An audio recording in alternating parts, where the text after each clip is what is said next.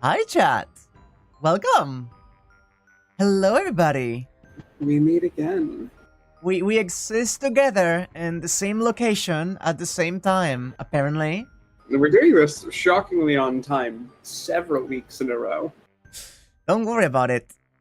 Don't worry about it. Also, several is 2 weeks. How many have we fucked up? Like recently we had the Saturday one where we, I think we're doing fine. I'm not worried about it. we're fine. We didn't miss the week. That was nice. Literally not worried about it. We've never been off time. There is no Fate stream delay in Vasingse.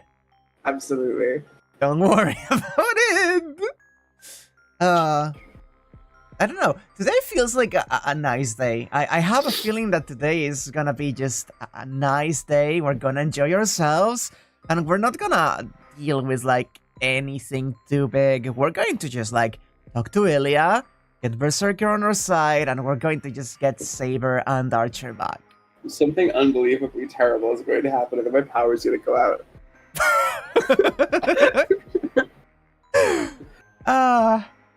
I don't like that we're starting already with smiles in chat.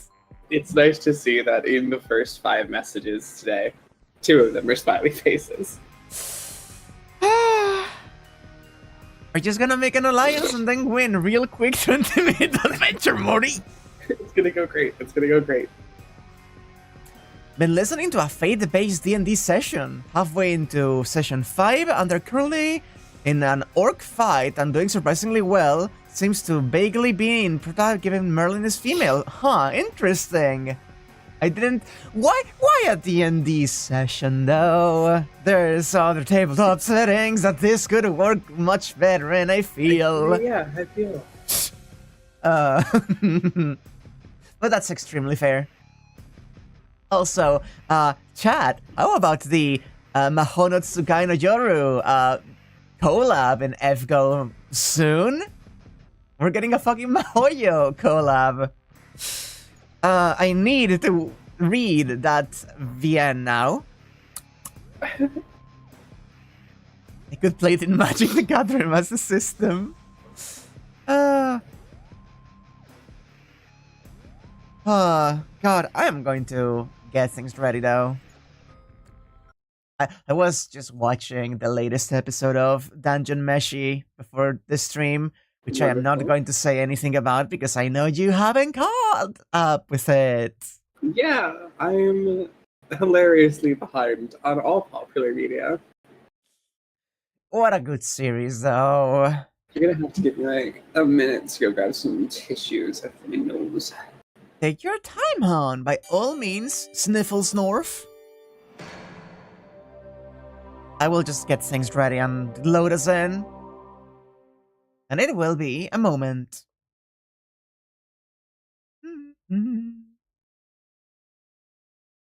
Okay, it loads too. Good. Good. So, I didn't mention this, chat. I didn't mention this when Anya was around, and I could have mentioned it at some point, but remembered the little extra bit that you get when you get all of the Fate scene bad ends with the little sprites if you go to the extra. I remember when Anya was being like, "Oh, I don't like she didn't know what was going on," and I was trying very hard to ignore the fact that we saw the worm room there. And then we see it in Unlimited Blade Works and she recognizes it immediately and it's like, she just needed a little bit more time to realize. That was a jump scare. I want to say that it was a straight up jump scare. Speaking of jump scares. I am back. I have brought Snorf protection. I am ready. Sniff snorf. What's this Snorf? Oh my god. Already, I don't like that the 13th day's name is Awakening. I can't wait for everything to be fine. We got like 2 days left. Or like 3 days left, counting this one. Everything's fine. We had trauma moment before this, right? I think so. We must have had, I don't know what the trauma was. It's trauma, it's Shiro, don't worry about it. Oh yeah, no, it was like a really good moment about Shiro's like survivor guilt. Don't worry about it. Hell yeah. I awakened to the sunlight spilling in from outside. There's only like 3 days left. How much more stuff could happen? It's before 6 o'clock. The sky outside the window is covered by a sheet of clouds like the sky has been smeared with ash.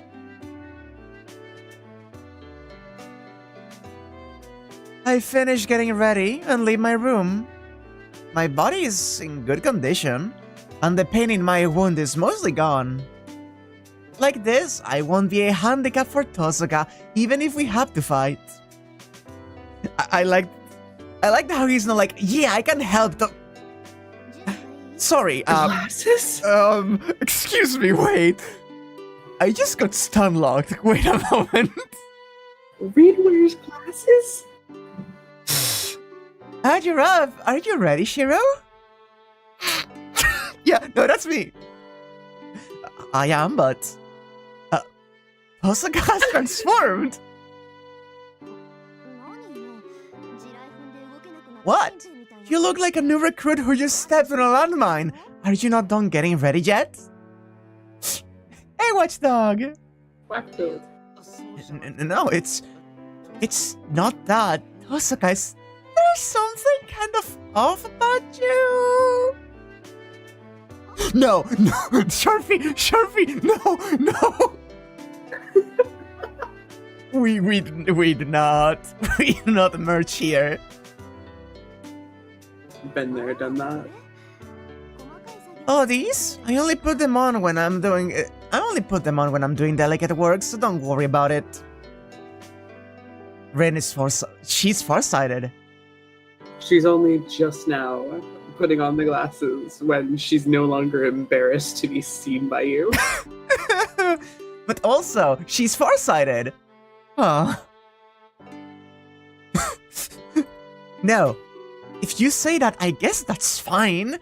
Somehow, they don't suit her at all, and yet she looks great in them. What sort of magic is that? Okay, we're headed for the forest outside of town. It's a wilderness pretty far away from town, a vast sea of trees untouched by people. Since it's resisted the entrance of humans for many years, it's both deep and wide. You've heard the stories about how a couple of people every year go in unprepared and never come out again, haven't you? I nod silently. Our destination is the Einsburn country house somewhere in that forest. If our negotiations with that white girl, with Ilya's veil, don't go well, in that instant our fates will be sealed. Our fates will be staying. We won't be able to call for help, and escaping will probably be difficult as well. Without defeating that giant, Berserker, we won't leave the forest alive. Fuck them because they get in the way of your daily work? Huh, really? I am a glasses appreciator, a glasses wearer. I never take them off during the day, no matter what. The only instance I remove them is if it's raining, because I don't want them to get wet. I was just built different, I guess, because I can see fine. Oh, I feel if I actually didn't need glasses, I would wear them just like aesthetically. Oh, you'd have fashion frames? Yeah, and you know why I would have them? Because my glasses were the first thing that helped me combat my gender dysphoria. Let's go! Alright, it's about time we get going. I stayed up all night figuring out where it is, so if all goes well, we should be able to find it in about half a day. Anyway, We'll need a car to get to the highway, so would you call a taxi? With... Why did I just have the mental image of Lancer driving the taxi? Like, they get it behind in the cab, and Lancer just speaks over like, hey, where you going? They just catch his eyes in the rearview mirror like, oh no, wait a minute. With a heave, she picks up a duffel bag packed with all kinds of something and starts walking. I pull the sort of bag that I've already gotten used to wearing onto my shoulder and follow after her. But Tosuka, I don't really care about the taxi fare, but does that mean we're walking all the way back? Are you going to really complain about something so trivial right now, Shiro? From the town, we traveled an hour by car. Driving alongside the winding highway, we crossed over a couple of mountains and reached the entrance to the forest. Of course, there's no such thing as paved roads in the forest. We walked through some woods for about 1 kilometer from the highway before we finally reached the entrance to the forest. I'd resolved myself to the idea that it wasn't going to be easy, but it's still daunting to be looking at it in front of me. The forest is dark even at noon. Sunlight is hidden by branches growing thick enough to hide the sky, and I can't even see clearly 10 meters in front of me, much less to the forest end. Fucking city slicker. It's a forest, boy! What were you expecting? This guy's never seen trees before, not like this. This guy has not even frolicked in the forest? He just learned how to have fun. How's he gonna frolic? Oh god, he hasn't even rolled around in the mud in the forest. Poor thing. Hey Shiro, sorry, but do you mind taking the lead for a bit? Yeah, that's fine, but you're the one who knows where she lives, right? I don't think letting me lead would do as much good. I complain as I set foot into the forest. And when I do... it shocked me? I unconsciously jerked my leg back. Oh, sorry. That was just the shock collar I put on you earlier. They have invisible cuts. It only went numb for an instant. The numbness was only slight. It definitely hurts more to stab your finger on the corner of a dresser. Well, in short, it was like a static shock. Like I thought, it's probably just her identification, but it seems like her watch extends over the whole forest. I love how she just, like, tossed him to touch the fucking, like, bounded field of this place. Like, she didn't want to do it. See if it's live. Like, it could have just exploded him, maybe. Right. Wait a second, isn't that bad? Basically, you're saying we just tripped the burglar alarm, right? Then...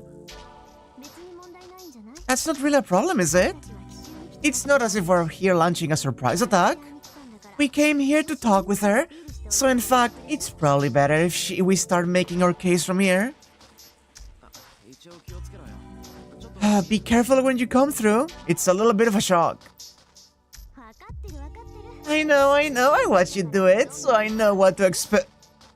Tosuka waves off my warning and confidently steps into the forest. In that instant...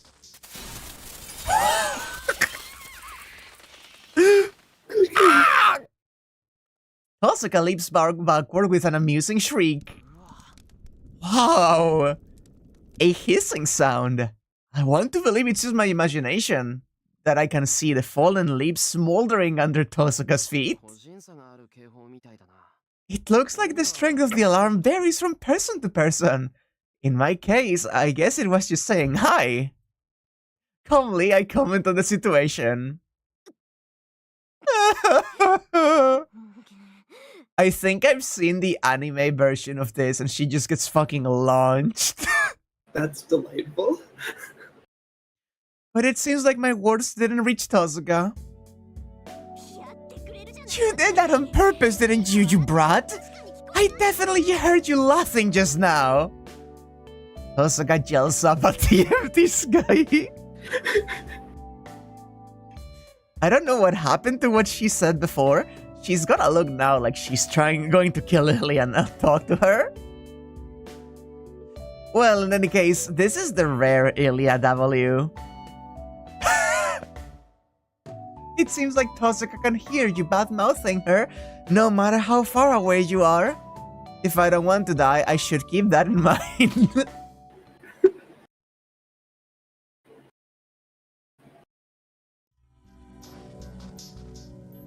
We head through the forest. Amongst these endless trees, we are the only living people. There's no sign of any animals, and the winter vegetation has all the vitality of a corpse. I kinda love the description, actually. Me too. The sea of trees, which seem to grow wider the further in we get, has already long since given the immediate apprehension that there is no end to it at all. It's already been 3 hours since we entered the forest.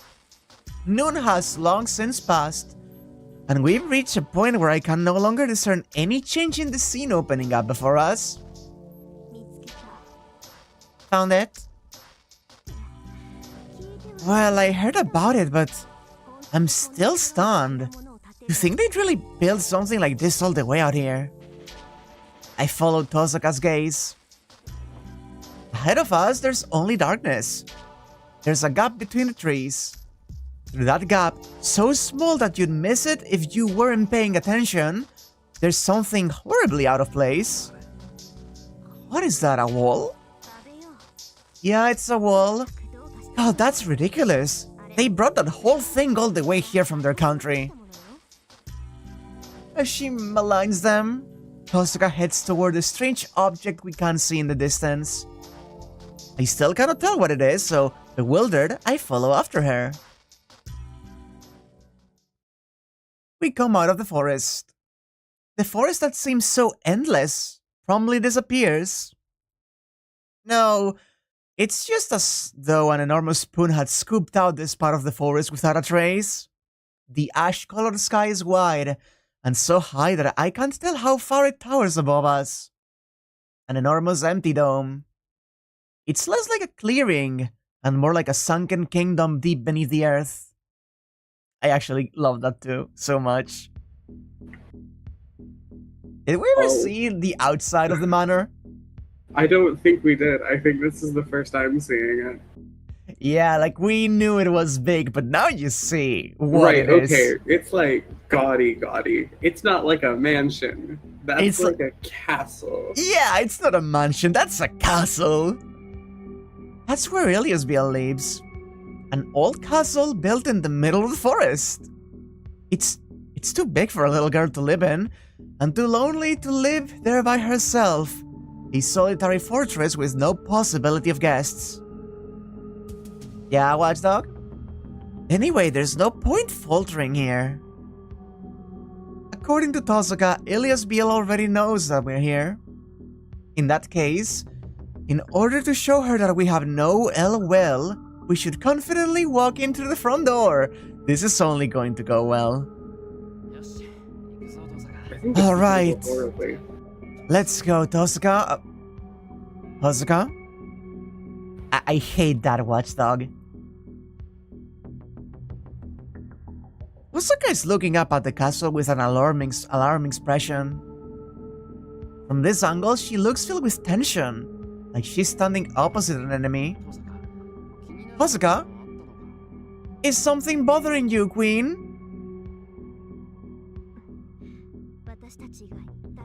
Yeah? There's somebody in there besides us. Of course there is! This is where Illya and Berserker live, after all. No, not them. Somebody else. Hiro?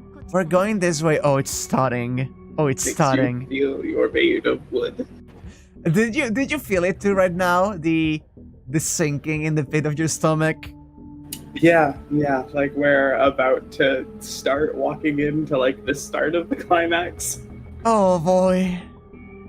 Like, we're hitting the rising action right now. Yeah, I thought this may be what was going to happen, but like, consciously I knew. Now it's being presented before me. It's like knowing you have to get a flu shot versus when the nurse actually brings out the needles. Yeah.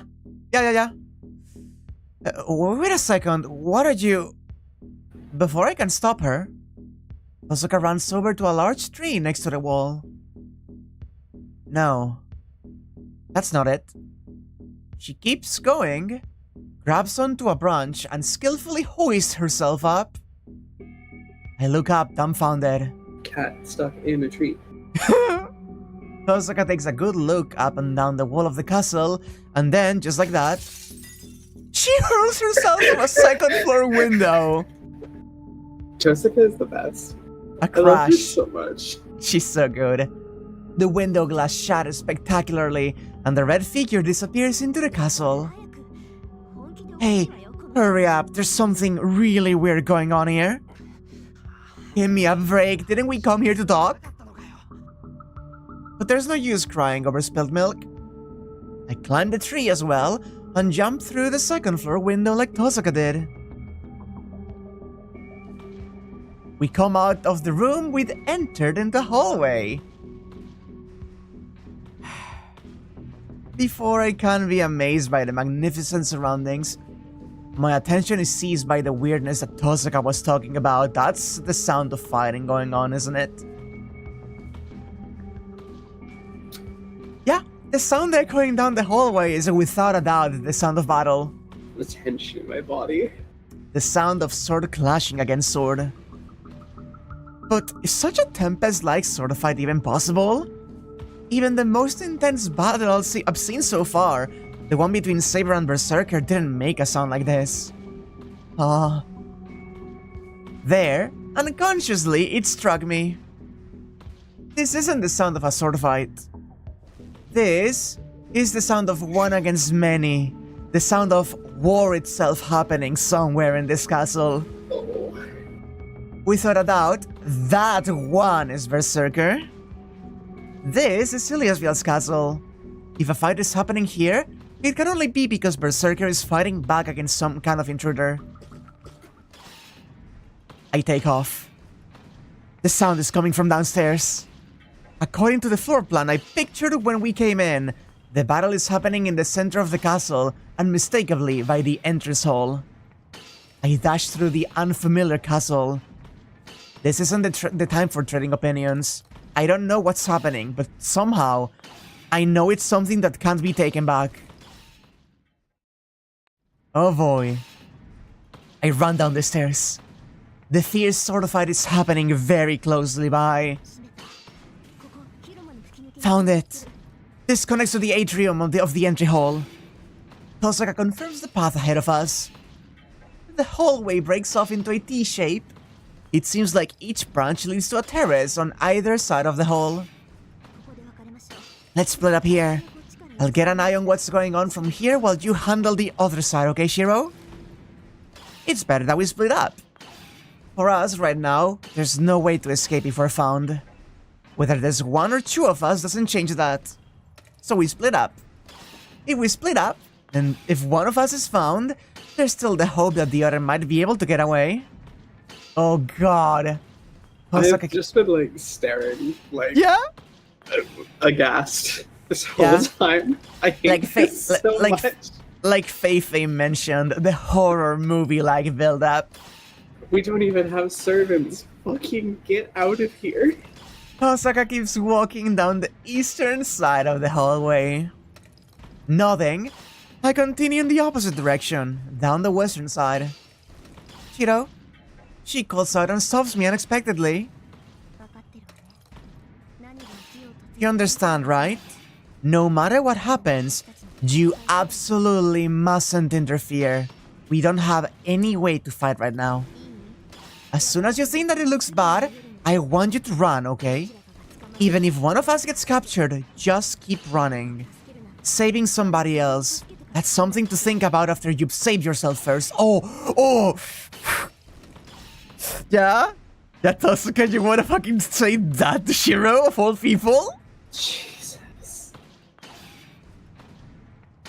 She deadens the emotion in her voice. More than a warning, something about it sounds closer to a plea. Oh man. I take the long way around and come out on the lobby terrace. On the far opposite terrace, Tosuka's shape arrives at the same time. As she reaches the terrace, Tosuka crouches down low, hiding herself as she peeks out at what's happening down below. In the instant that I follow her lead and look down, at the same time, we both hold back our voices. Senji? What the hell is he doing here? Atop the rubble, in the corner of the lobby, Senji is enjoying himself watching the proceedings. No, Boy. that's wrong. That's not the surprising part. Right now, the truth that we have to accept is the battle that Senji is watching. Look at that property damage. The black giant is roaring. His whirling blade spins up a cloud of dust and returns the smashed rubble to nothing. The form of the Mad Warrior hasn't changed at all from before. No, you can't even compare his blood-curdling roar to the ones from before. Oh, she's not having a good time. At the giant's back is the shape of a white girl. Berserker's master, Ilya's BL.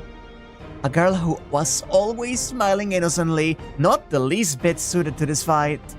That girl. Right now, her shoulders are shaking, and with a face just one step away from bursting into tears, she stares at her servant. Pale-faced, she's desperately denying the despair in front of her. Somebody save me, she seems to say. With trembling lips, the white girl appeals. No way. A raging whirlwind. Berserker's blade is completely parried. In the center of the room, by the noble phantasm of one lone servant reigning from a throne of rubble. Oh my god, he doesn't even have his armor on! Oh, he's casually dressed. He's going full on casual at this. Oh my goodness. Anya? It's kind of working for me, I can't lie. Countless swords dance forth. Each one of them appearing behind the man is, without a doubt, itself a weapon of certain death.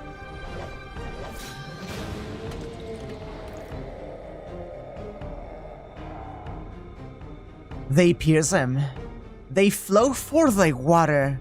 The endless noble phantasms, unsuited with just batting aside Berserker's blade, overwhelm his body as well. 5 pieces are blown away. Swords split the black giant's body, tear off his head and pierce his heart. But even so, he doesn't die. Each time that he's instantly killed, the giant revives and advances with certainty toward his foe. 8 times already.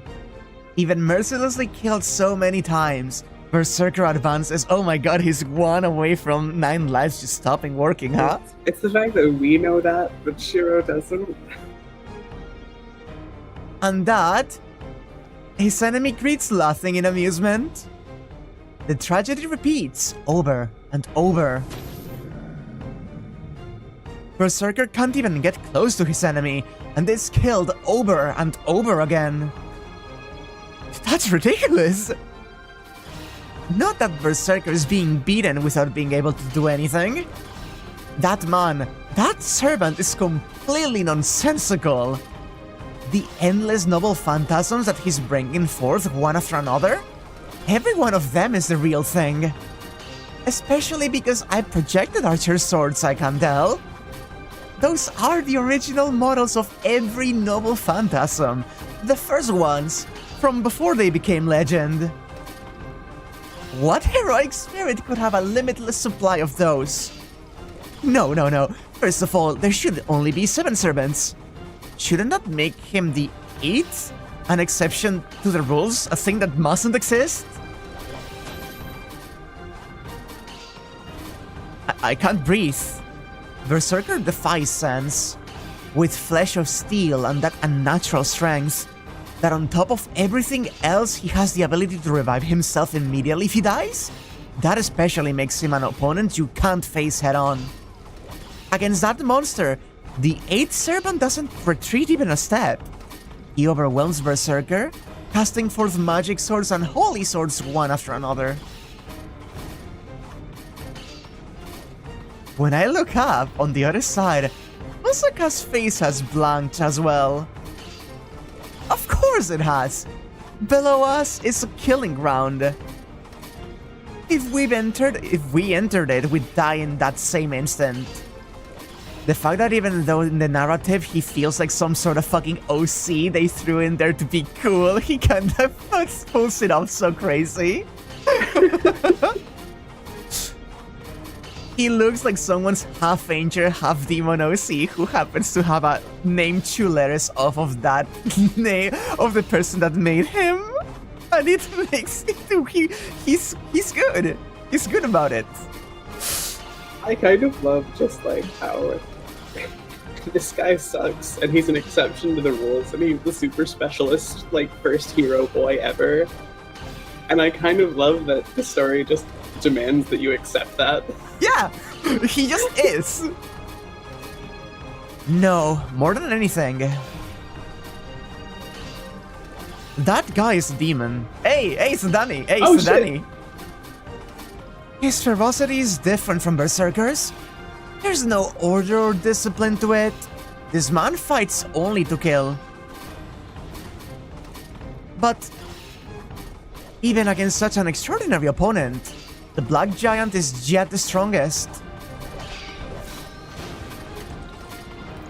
Even if his entire body is pierced or torn to pieces, still he doesn't stop.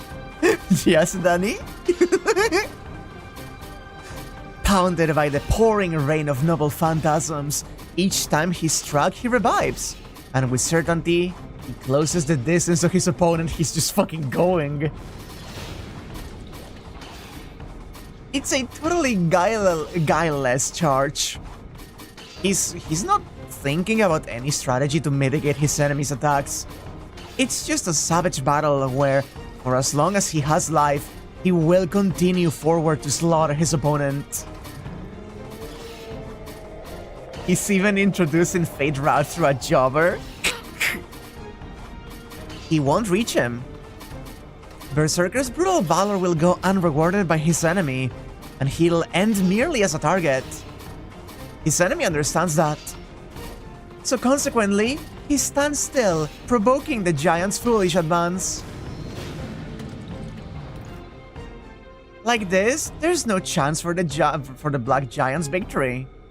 I understand that looking on from the sidelines, and the man confronting him understands it as well.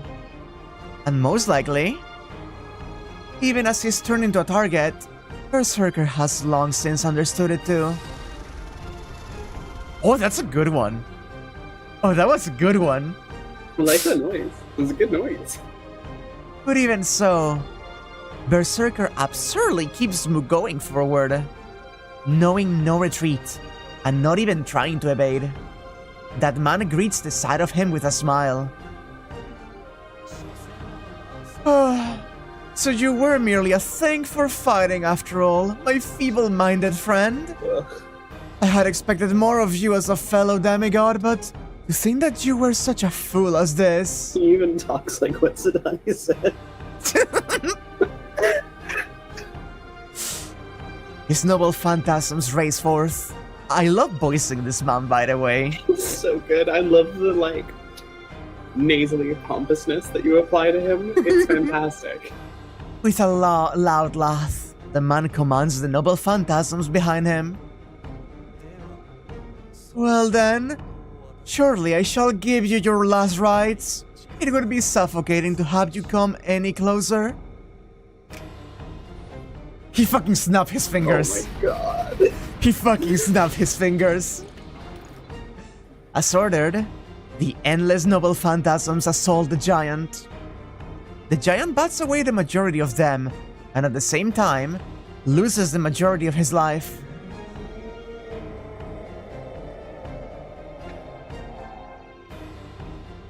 The enormous black body trembles. Like a boulder, it slowly topples over. But... oh! The black giant stops but for a moment and shakes off the noble phantasms piercing his body.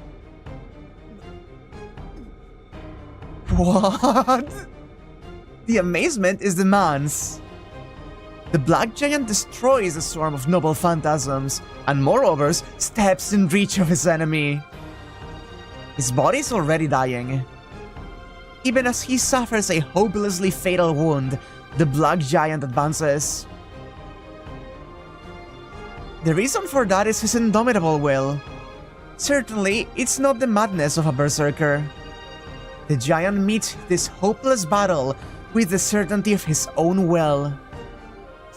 Sick as fuck. Well, he is a huge target and still he keeps his shape? Magic bullets are mercilessly cast forth. Guts. That's the guts, baby.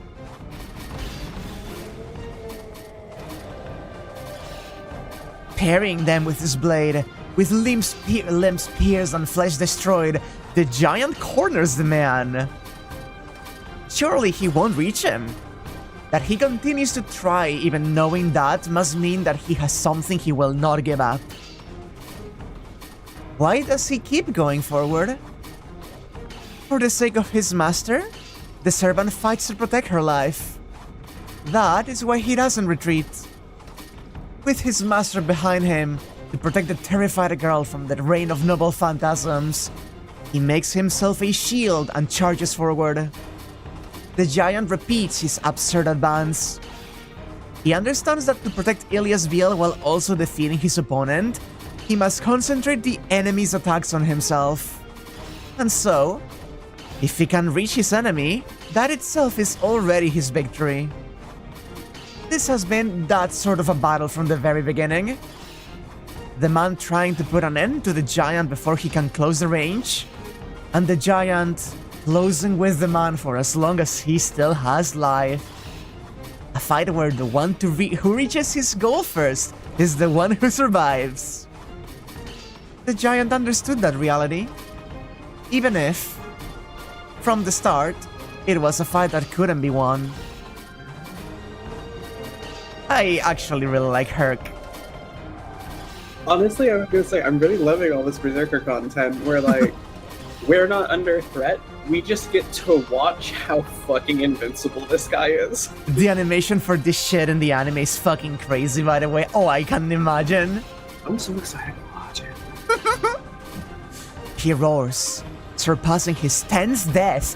He's over. He's gone beyond the fucking 9 lives. The black giant dashes, kicking up the rubble as he charges toward the man.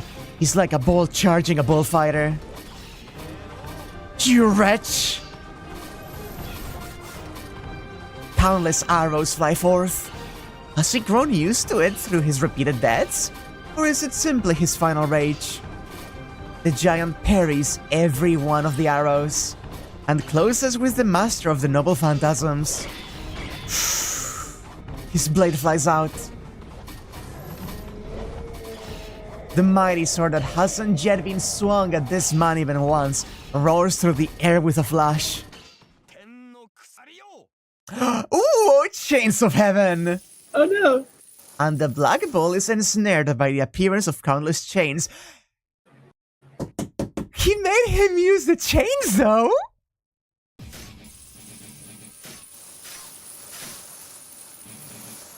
Oh, that's cool. That must be some kind of noble phantasm. God, I love the sound of rattling chains. Yeah. The chains that appeared out of thin air trap Berserker as though they're binding space itself. Oh!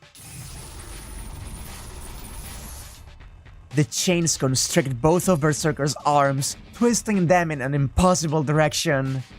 The chains wrapped around his whole body, tighten endlessly, and even try to squeeze off that boulder-like head. Even now you refuse to die? These chains once bound the bull of heaven, but it would seem they're not enough to stop you. Gugalana mentioned. The man's voice. The hall is filled with the rattling of chains. That must be Berserker strength. The giant tries to snap the chains that conquer space itself. Even that which should normally be impossible, the giant can undoubtedly do it. And naturally, the man knows this as well. No! Come back to me, Berserker! The girl screams. Using her command spell, Ilya's Veil orders Berserker to retreat. But ensnared as he is by the chains, he can't move even a step. Why? I told you to come back inside me, so why? It's useless, doll. For the thing bound by these chains, even if it be a god, there is no escape. No, the more divine they are, the more they are made prey. In the first place, they were forged for the disciplining of gods. Teleportation by the command spell? Did you think I would allow such a thing? Oh my god. He's the worst. Also... oh god, everything about this. Like that. As though signaling the end. 1920s newscaster voice. It's useless though. I'm pretty sure he meant it literally. I also think that. As though signaling the end, the man points his arm toward the giant. He's even got the fucking casual hand in his sleeve. Oh, no. And in his, like, fucking pocket. It's the worst. Ah! The aghast voice of the girl. Oh. That's the end. This time it's over for sure. Ooh. Bound by the chains, his defenseless form is struck by the noble phantasms 22 times. Already turned into something unrecognizable, the black giant falls silent. It's obvious that he's dead. Even if he was a great hero who overcame 10 deaths, suffering 20 deaths beyond that, he won't get up again. That's right. Even if he is still alive, by now there's not even enough strength left in the giant to breathe. Goodbye, Tom. And like that, their battle is over. Who would win was something that I had understood from the start. Berserker couldn't win against that servant. Any servant, so long as they're a heroic spirit, they have no hope against the man. Every heroic spirit has something they're weak against from the time they were alive. That premise itself is their greatest weakness. In that case, what happens if there's someone who possesses all noble phantasms, including the one that killed that hero? The result of that is this. No matter how much greater he was a hero, being a heroic spirit, he cannot win against that man. No! No, Berserker! The white girl rushes over to the black giant made of gravestone. Oh! Oh, that's a lot. To that... Oh! The man mercilessly slashes out with the sword held in his hand. Oh! A scream. With one stroke, he stole the girl's light from her. Oh. Oh. Oh. And with one further thrust, he pierces her heart. Jesus. He missed. No, I guess he missed on purpose. Her lungs pierce. The girl cuts up something red. The chain snap. Oh man! Oh man! Shattering the chains, the black giant attacks the man. Against such a sluggish target, the man thrusts. A lance that pierces the heart. A spear of the same sort as Lancer's noble phantasm, Gay Bolg, stops the giant. With that, it's over. This time for certain, the Black Giant's life is ended. Oh, it's just unceremonious, huh? Oh my god. Oh god. The sword is pulled from the collapsed girl. Leaving behind a red trail, the girl crawls toward the unmoving giant. Amusedly looking down at her, the man walks over. He throws away his sword, and with his bare hand, he moves to put an end to the dying girl. I know what that heartbeat means. Oh, Shiro. I'll die. I'm sure I'll die. This time for sure I'll definitely die. There's no reasoning with that servant.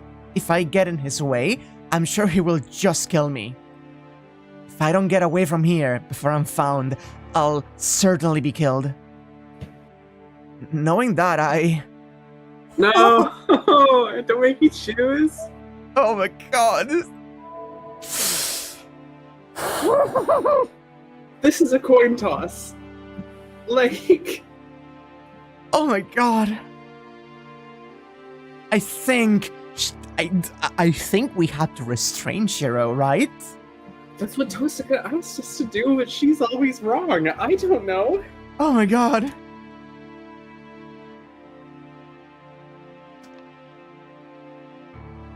It's like, it could, okay. This can go, like, both options could lead to a good ending, but like, it could go different ways. Like, if Shiro restrains himself now, maybe he gets the burst of, I need to do something, a little bit later, and that's what happens. Or he could get it now and not die. Or he could go stop him impulsively right now and just die. Or we could not do anything right now and the Holy Grail War is just fucking lost. Right?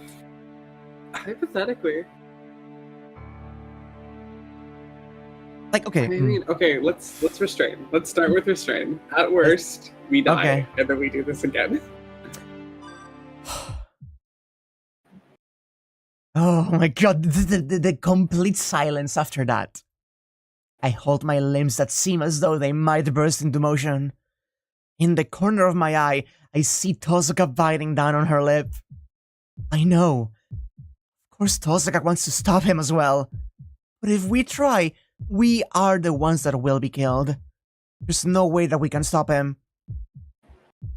He reaches his arm out to the white girl's body. I can't breathe. My legs burn for wanting to leap out. My arms want to flap to hurl myself over the balcony. My body trembles as though it's broken down and tries to defy the commands from my brain. Oh, they're gonna drag this out. It's like my heart will break. And so I deaden my voice and slay my will. As though it's myself that I've killed. I leave the girl before to die. Oh! We get hurt for it and everything! Oh! And with that, it's over. Still, with a smile pinned to his face, with his bare hand, he pulls something from the girl's body. Red and dripping like some kind of fruit. There's no mistaking that what he holds in his hand is the girl's.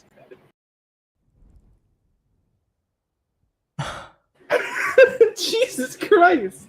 My thoughts burn away. My blanked brain finally makes my body shake with rage I cannot contain.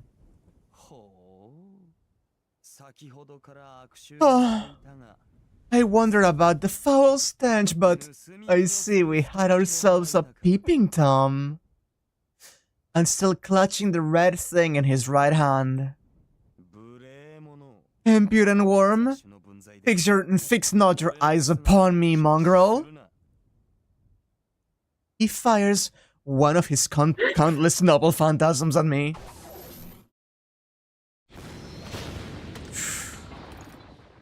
The terrace collapses. His noble phantasm pierces the wall of the castle and collapses the wall of the entry hall. Oh, Anya, we really in it now. Oh, Wak, we're really in it now. In the midst of it, I don't move even a step. I don't care about the rubble falling above my head. I have no room to run away and no intention of running either. Even if a chunk of debris the size of a house grazes my back, it doesn't matter. Right now, I just can't even think about letting this bastard out of my sight. Of all things, to think it would be Saber's master. His red eyes respond to my hostility. Okay, I'm sorry, one moment. What is with... I'm sorry, but like... That's a good one. Okay, I get it. Yeah? I understand. What do you get? What do you get? Say it out loud. I get you now. You get me? So Danny just said Ransona. It's... Okay, first off, Sadani, shut up.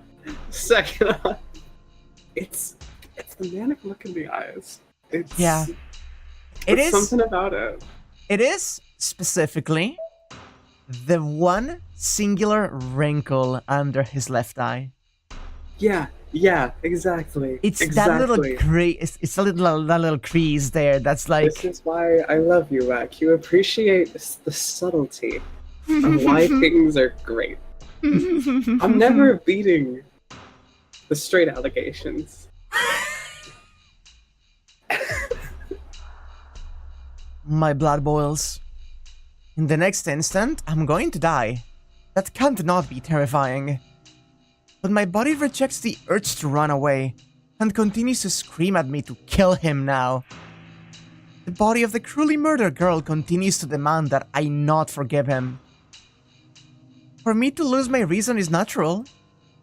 The contradiction of wishing for life and for death turns in my mind until it stops working. It seems you have the will to fight, but it's not even worth considering. Without your saber, there's no value in the likes of you. A sword appears in his left hand.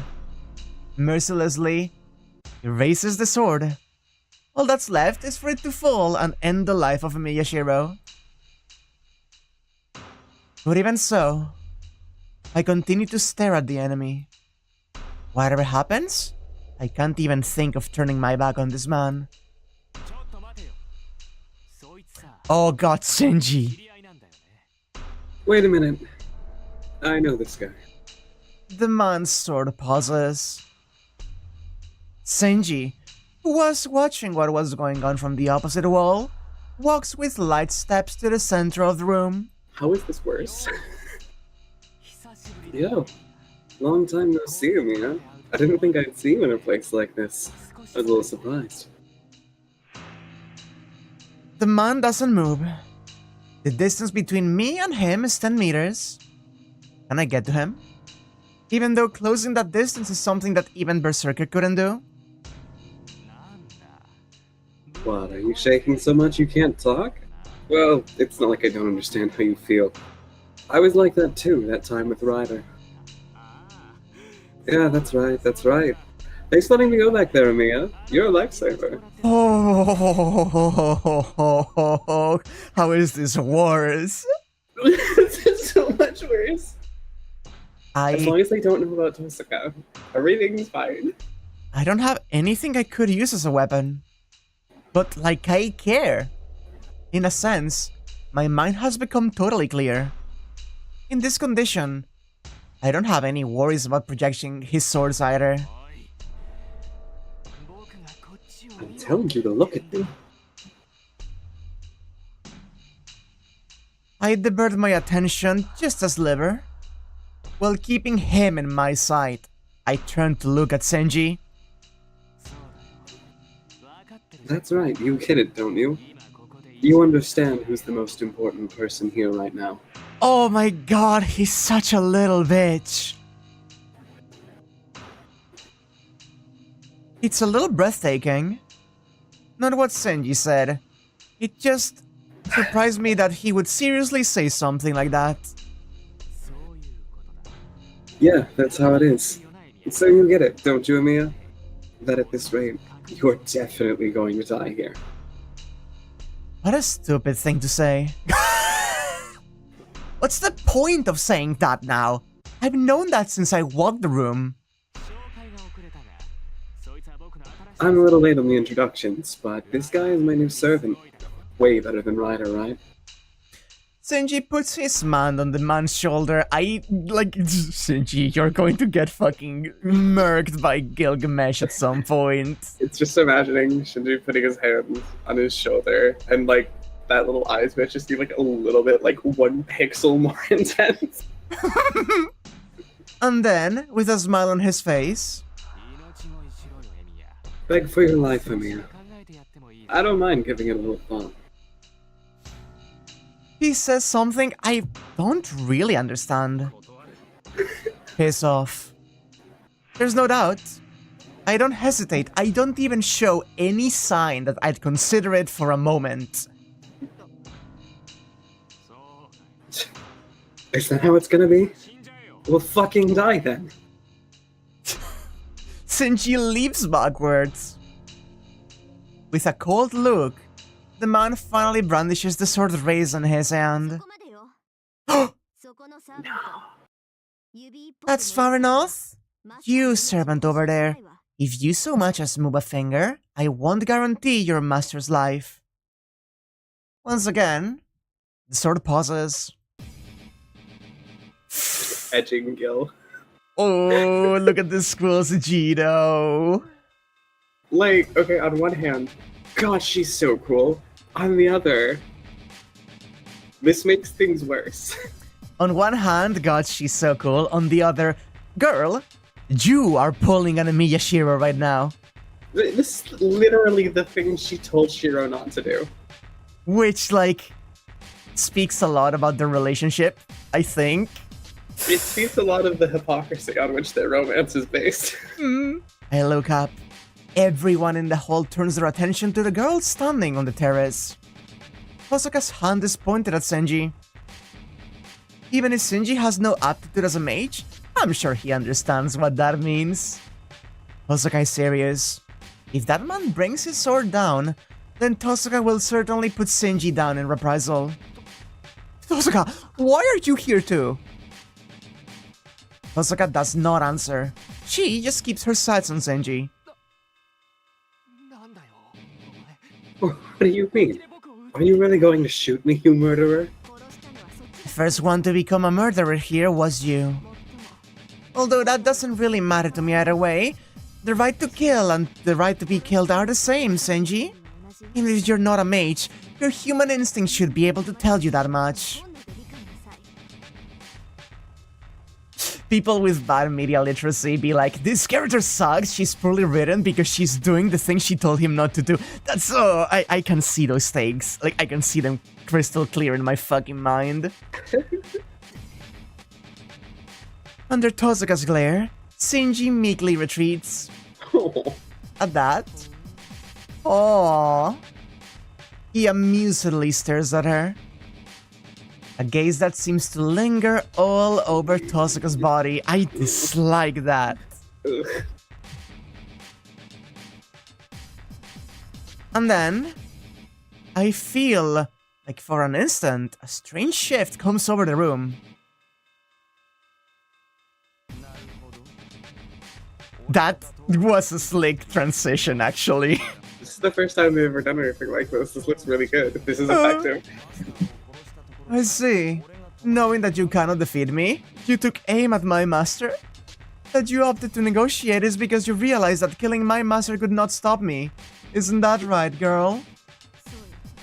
That's right. You don't look like you could just stop because I killed Senji. But under these circumstances, it's worth considering, no? Right now, you can save Senji. If you're really a servant, then losing your master should be a serious blow. I see. Very clever. If you want to save that mongrel, then negotiating like this is the only way. He sort of disappears. Just like that, he loses interest and turns his back on me.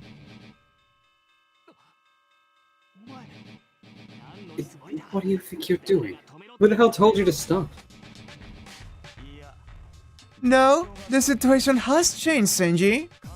She will make an impeccable vessel. Oh! Shinji's breath catches. His face, painted with irritation, abruptly changes into a perverse smile. Oh, I was so worried about this. I see. Well, I'm really happy you're still alive, Tosuka. I don't like any of this. But, like, I knew this would happen. I knew that if she showed up, something worse than her getting killed would be on the table. And now I'm concerned, and I'm upset. Is that right? I was relieved too, after a fashion. Even if it's you we're talking about, I've known you a long time. It could have been a shame if you had just gone and died somewhere. Shinji giggles happily and claps his hands above his head. It certainly is odd. Even as Tosuka holds his life in her hands, Shinji isn't afraid. It seems as though a joy more powerful than that is numbing him to it. Well, fine. But more importantly, Tosuka, why don't you ditch me and join us instead? Us. That's right. You know that Castor is building up her power too, don't you? The altar this time is Ryudo Temple. Someone setting up a base there and accumulating magical energy puts us at a bit of a disadvantage. Shinji speaks with both of his hands raised. But that fact goes without saying. What's more, if he says that, it seems like Shinji doesn't know that Castor has Saber and our Archer as well. Well, you understand, right? If I do it by myself, my chances of victory are pretty slim. I beat Berserker's master, but by itself that's not enough. If I had you, Tosuka, we could make something even Castor can't beat. I don't like this. Shinji appeals to her in a voice filled with confidence. Oh, it just rolled over into Homestuck Day, yes. And I'm going to take my teddy pills. Because it's the hour. God bless. It all comes back to Homestuck somehow. Do that? No thanks, Shinji. I don't know who it is you've joined up with, but from where I sit, it looks like they're just using you. And there's no sense in me tagging along for that. Tosuka sweeps it aside without so much as a twitch of her brow.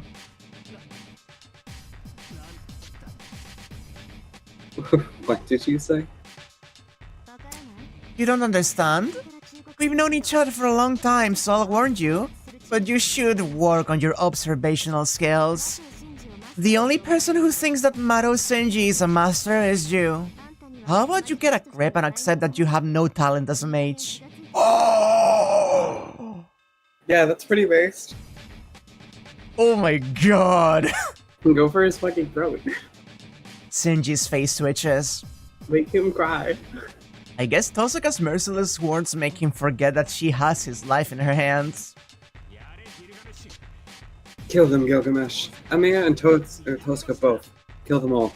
Oh, he just fucking revealed his true name. Uh-huh. Shinji gives the order to his servant. Look, I'm telling you to kill them. It should be easy for you to kill them before they can kill me. No? Unfortunately, we are out of time. If we leave it alone any longer, it will spoil. To the hounding Shinji, he holds up the thing in his right hand. A red lump. The thing he tore from the white girl's body still pulsing. Shinji grinds his teeth in frustration. You'll regret this, Tosuka. I won't make that offer again. Shinji runs out the front door. The remaining one, after leisurely watching his master's indignation, so he says, That's a good friend you have. Playfully leaving that behind, he leaves a ruin hole. We fucking survived.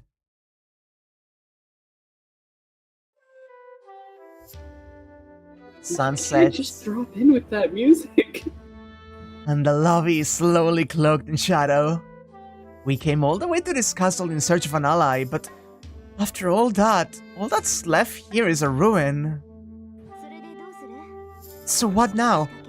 If we're not going to attack and just shore up on our own defenses, I think we can just stay here. There's food and warmth here, and if we repair the wall, it could probably even stand up to a siege. If we're going to keep ourselves safe, that is the best move. But it was because we couldn't do that we chose to come here, looking for an ally so that we could fight. No, shoring up our defenses is probably pointless. Once Caster manages to completely dominate Saber, there won't be any walls we can hide behind. Even if we did manage to stick it out here, if Caster gets the Holy Grail, then it won't just be us. The town won't get off for free either. So there's only one thing for us to do, huh? Take Saber back before Caster can get her. Caster, Archer, Assassin, and Kusuki-sensei. We'll beat all four of them together. God, what is the plan? I nod wordlessly. Now that we can secure Ilya's help, we have no choice but to do it ourselves. The sun is about to set. Before it does, we'll leave this castle. We have to beat Caster before Saber can break.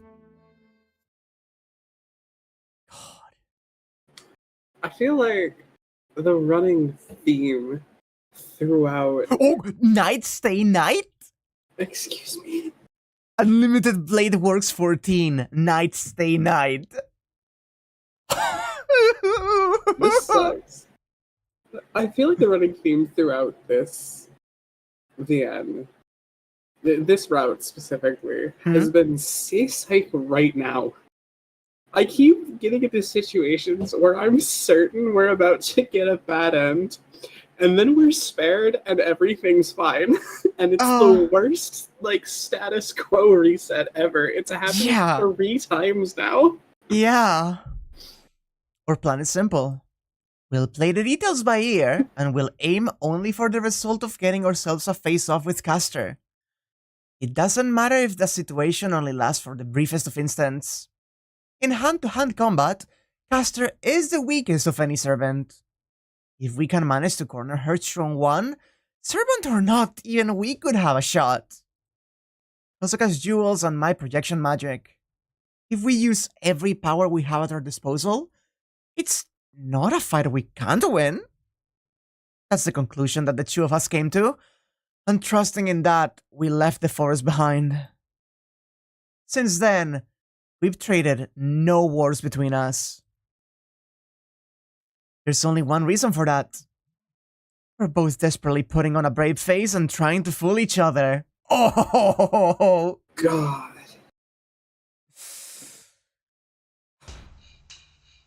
We're just here. The day dawns grey. The rays of the sun are blocked by clouds, and the glow of daybreak shattered away. An unbroken plain of clouds stretches out above my head. That sky, more grey than black, makes me recall that time 10 years ago. It will probably start raining soon. A sky the color of curdled milk. Beneath that clouded sky, heavy with the smell of rain, he stands. You! So you've come? I know you will. I was sure you'd come back with some kind of a plan. He coolly looks at Tosaka. Sorry, Archer. I hate to disappoint you. But as you can see, we've come empty-handed. We spent the whole day thinking about it and couldn't come up with anything at all. What? You probably won't believe me, but we've come to face our honorable defeat. Honorable. Thank you. But it looks like we still had just a little bit of luck left. If you're out here, then that means that Saber is still resisting Caster. So it's 4 we're up against. If we can get past Archer standing guard outside, then we can fight Caster and Assassin head-on. Our plan is that we'll get past Archer together, and then face off against Caster and her body. We have nothing. Good day, sir. Ostensibly, at least, that was the lie that Tozuka came up with. I see. Caster, enemy is Shiro. Scales have tipped towards Caster, haven't they, Min? Archer asks in a way, the boys. Yeah? Even I can't stand this part of me, but I was born this way, so it seems like I can't change it. In the end, I'm the least human person here. Replying in an emotionless voice, Tozuka steps forward. Shiro, Archer is only going to attack you. I'm not going to back you up. While you're getting killed, I'm going to fight Caster. That's her sin. She'd intended to sacrifice me from the beginning, Tozuka's apologetic back declares. She really is a goof, huh? She never needed to say anything like that. Don't worry about it, you goof. I know what you're like. Huh? You don't believe in doing anything if you don't think you can win, right? So I knew. This really is the only shot at winning, huh? Shiro? Her back, that had held no doubt, trembles just slightly. Yeah? That's more than enough of an apology. Shiro was going to sacrifice himself anyways for her. Yep. Go, I'll hold Archer here. Until you get into church, I'll hold him back whatever it takes. Steadying my breathing, I put the key in the engine, the magic circuit, and I shift into gear. We're going in. I'm feeling better than I have ever before. Like this, I can project the same swords that says at any time. Thank you. I'm sorry, Shiro. Tozuka starts running. And Archer lets her go, as though he'd never seen her in the first place.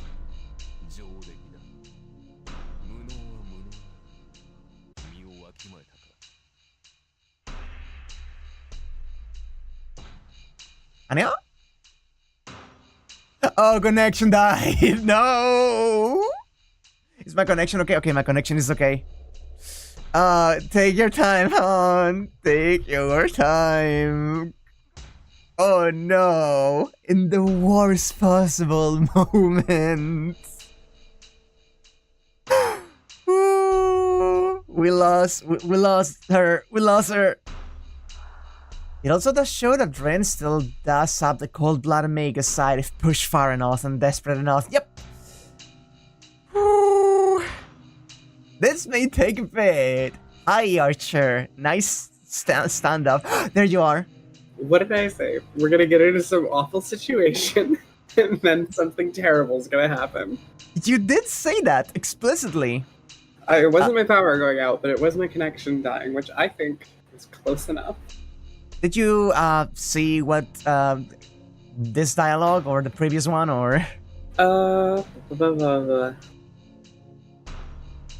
What was? Yeah, this is like the thank you, I'm sorry, Shiro was where I died. Okay. Tozuka starts running, and Archer lets her go, as though he'd never seen her in the first place. Well done. Have you finally come to grips with just how powerless you are? He emanates an aura of naked bloodlust that tells me this time there will be no escape. Trace. He just responds Trace on. That's kind of based. I project the twin swords. Our fight will probably be decided in a single exchange. All I can see is Archer and Tozuka's back running for the church.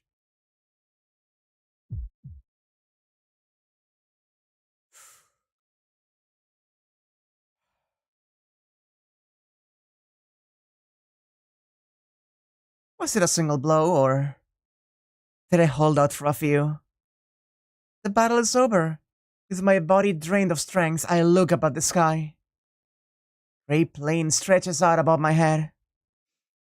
It will probably start raining soon. The cloudy sky is close, and the clouds block my path like a wall. You saved Tosaka. My body burns. From the church far away, I hear the sound of a fire burning. Ah, the sun is too far away from my hand, powerlessly reaching out. And the sky looks just like it did 10 years ago. That was a dead end! Terrible day for rain. It is a terrible day. Oh my god. Oh my fucking god, that was a fucking dead end. So wait. We have to interrupt Gilgamesh. Hi, Taiga. Wow, that was delayed. So I was saying. Yeah? Right, it's time for the Taiga Dojo that you've gone on thinking was pointless for 23 times around. Now then, this is a little sudden, but this will be the last episode of the second part of the Taiga Dojo. But teacher, why are you here? You're dead! According to the schedule, it looks like there's one more session. Don't talk about part 24! I've got no use for the kind of weakling that would meet that dead end. Oh, I see. Boss! I don't really understand, but this is actually the real end of part 2, right? That's right. At the end of the first part, somebody was spreading lies about the Taiga Dojo getting powered up in part 2, but we won't be fooled this time. Apprentice number 1, and I will keep on maintaining this quiet little paradise just like we have always been. Is that some kind of rebellion I hear? You're plotting something nefarious again, aren't you, you little devil?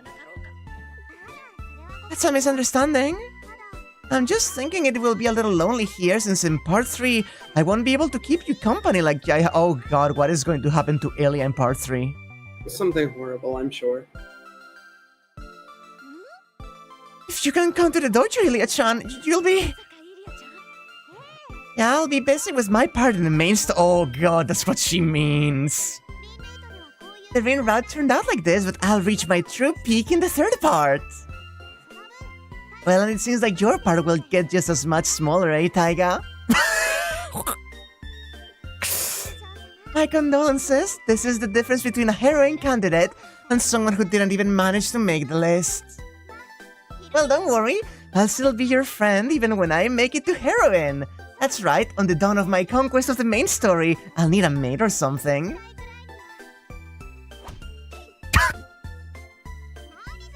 What are you doing? I'm telling you out of the goodness of my heart. I don't need this. If it's going to hurt this much, I don't need love. More like you're a failure as an apprentice. If you becoming a heroine, you'll be so bright I won't be able to look at you. Now get lost. Come on, get out of here. What?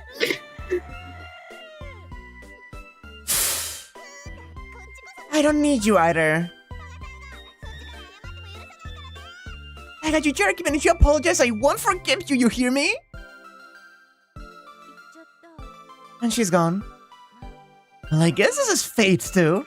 If my adorable apprentice says she's going to blow me into heroine, I guess it's the teacher's job to play the villain.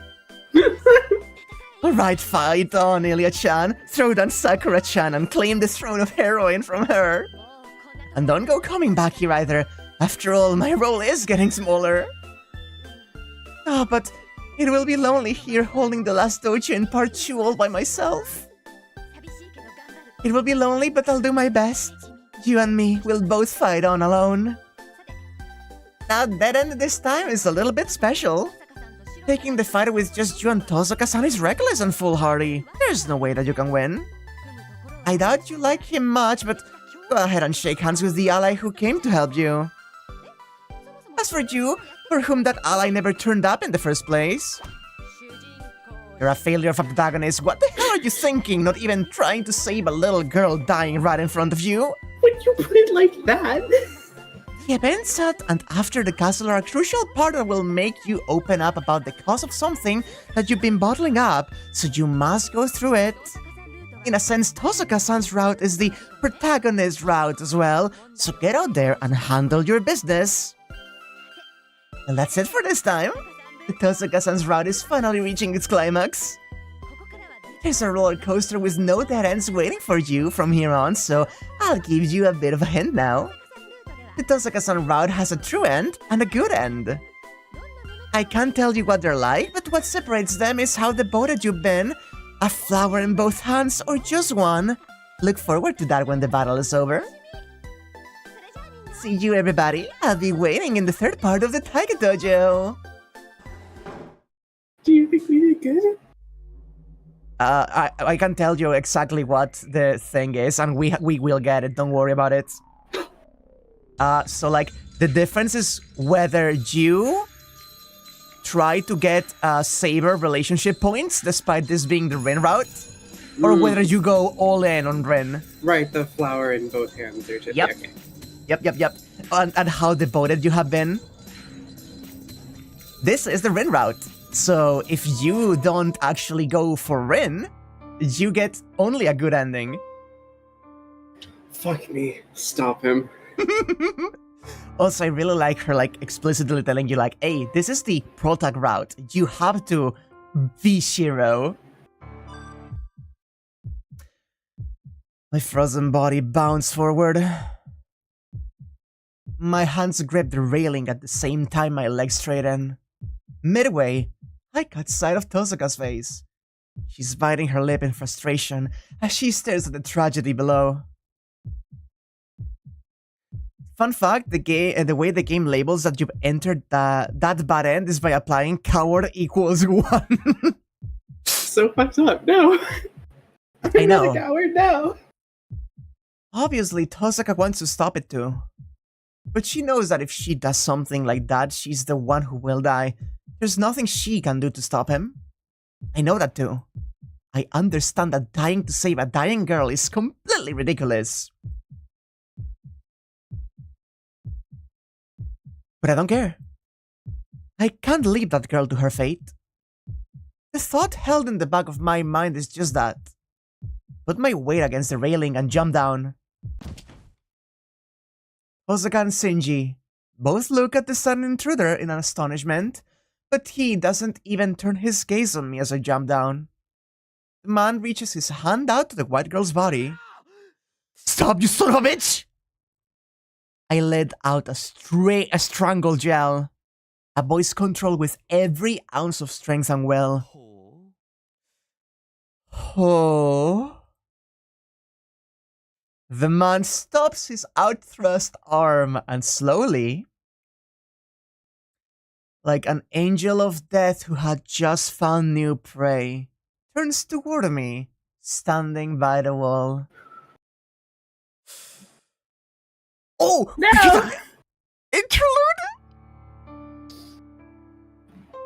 Going back more than 1 month ago, what? He was summoned to this world earlier than anyone. The place that he was called forth in was not this country. A distant foreign land. A mountain fortress unknown to man, where the earth was always cloaked in white and the sky had long since forgotten the color blue. In that land, it was always winter. A land of chill and stagnation, fruitless and longing.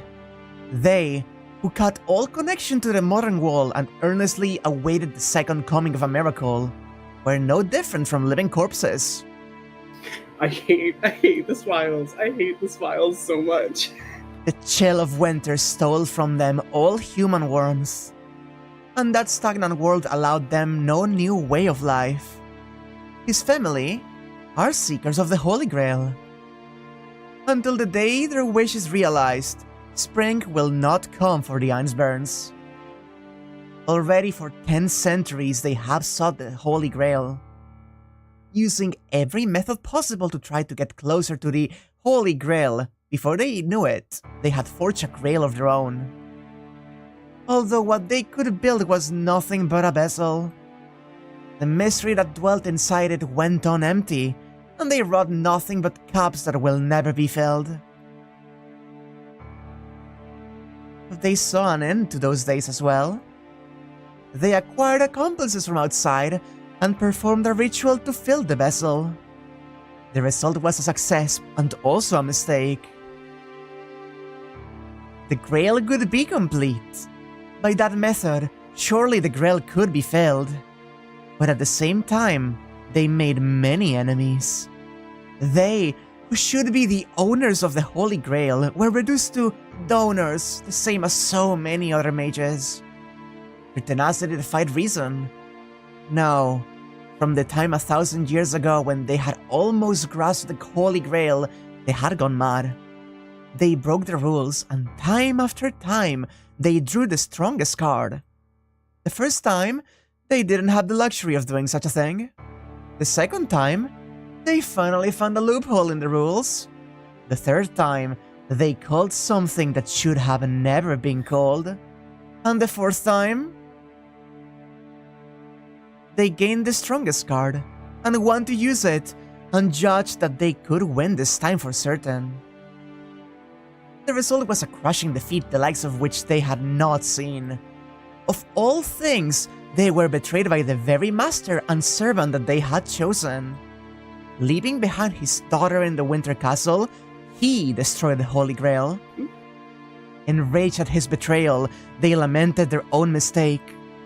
As they thought, outsiders cannot be trusted. The only one who could do it would be their own blood, the work of their family, perfected as a magic circuit.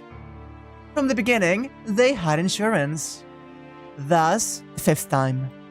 This time, they prepared the strongest pair of master and servant. That was him. 2 months before the beginning of the Holy Grail War. Breaking all of the rules, he, Berserker, was summoned in advance. The days that followed brought only pain to the one who was to be his master. The command spell read across the girl's body was there only to control him. That, which was useless as a magic circuit, doubtlessly shaved down the girl's life. At even Berserker's slightest movement, the white girl screamed. That stands to reason. The appearance of the Holy Grail was still 2 months away. The only thing tying the great hero to the world was the command spell and the girl's own magical power. Berserker isn't something woven by the magical energy of the Grail. However exceptional the girl might be, using only her power to sustain Berserker was the same thing as having her life stolen from her. Jesus fucking Christ. Interesting. Oh my fucking god! Developments. Even knowing that, they allowed her no rest. They abandoned her in the winter forest with a pack of starving beasts. They gave her to corpses possessed by evil spirits. They threw her into a pit for the disposal of failures. In order for the girl to survive, she had no choice but to rely on the giant, the only thing she had been given.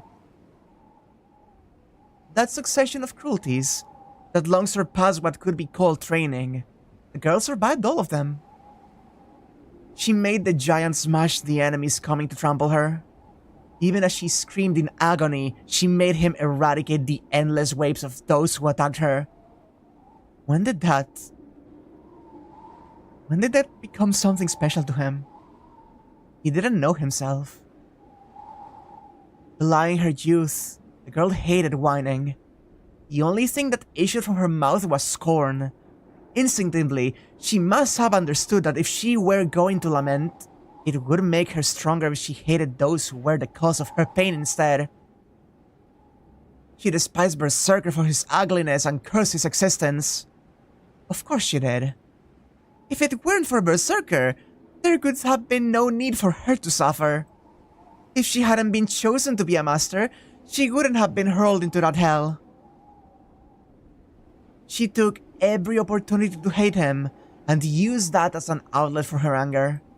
She grew used to controlling him, and when the omen of the Grail's appearance finally arrived, the pain assailing the girls disappeared as well. As if in revenge for what had happened, she stole the giant's reason and made use of him as Berserker. That this was the greatest resistance the girl could master, he had long since understood. By doing that, the girl desperately covered up her own weakness. "I can't live by myself," she said. She held her head high, saying she had no need for trusted companions or beloved friends. That it was the best bluff she could master. To deceive herself, who was never given anything. "You're strong, aren't you, Berserker?"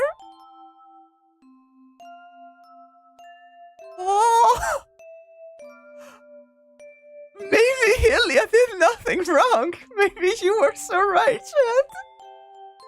Oh!" Oh, damn it, they made her compelling. The winter forest.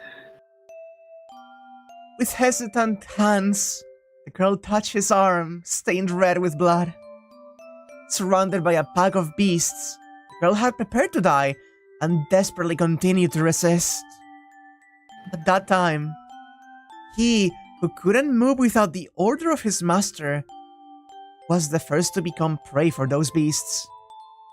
The beast bangs pierced his arteries, his tendons, and his eyes. Seeing that before her, the girl cried out. What she cried out then, with his reason stolen, he couldn't remember, is that she cried out not for her own sake, but for his. Even though her own arms broke each time he swung his, so that she wouldn't let him die, the girl endured the breakdown of her body. So they were both covered in blood. Him with the blood of the slaughtered beasts, and she in her own.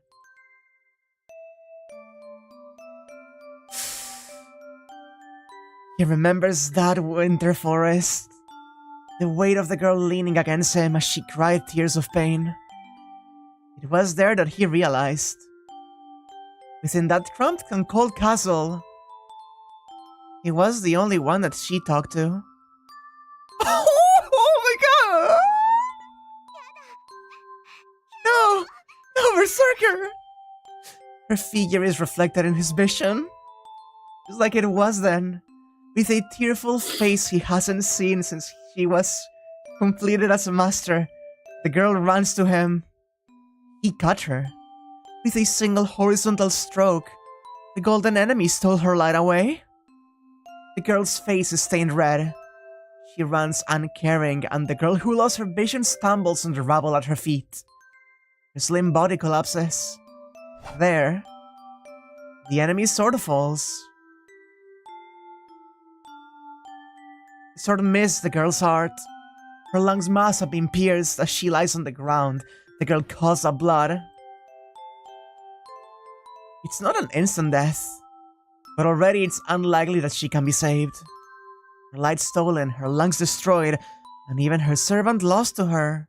The girl has nothing left.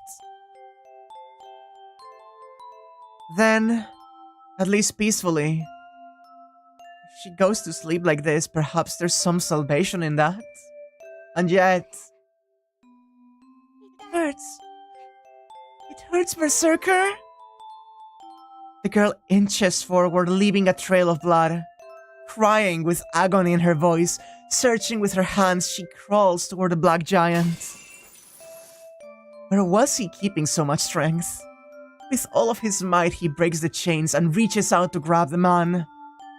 A spear flies out. The heart-piercing lance stabs into the giant's chest. With that, it's over.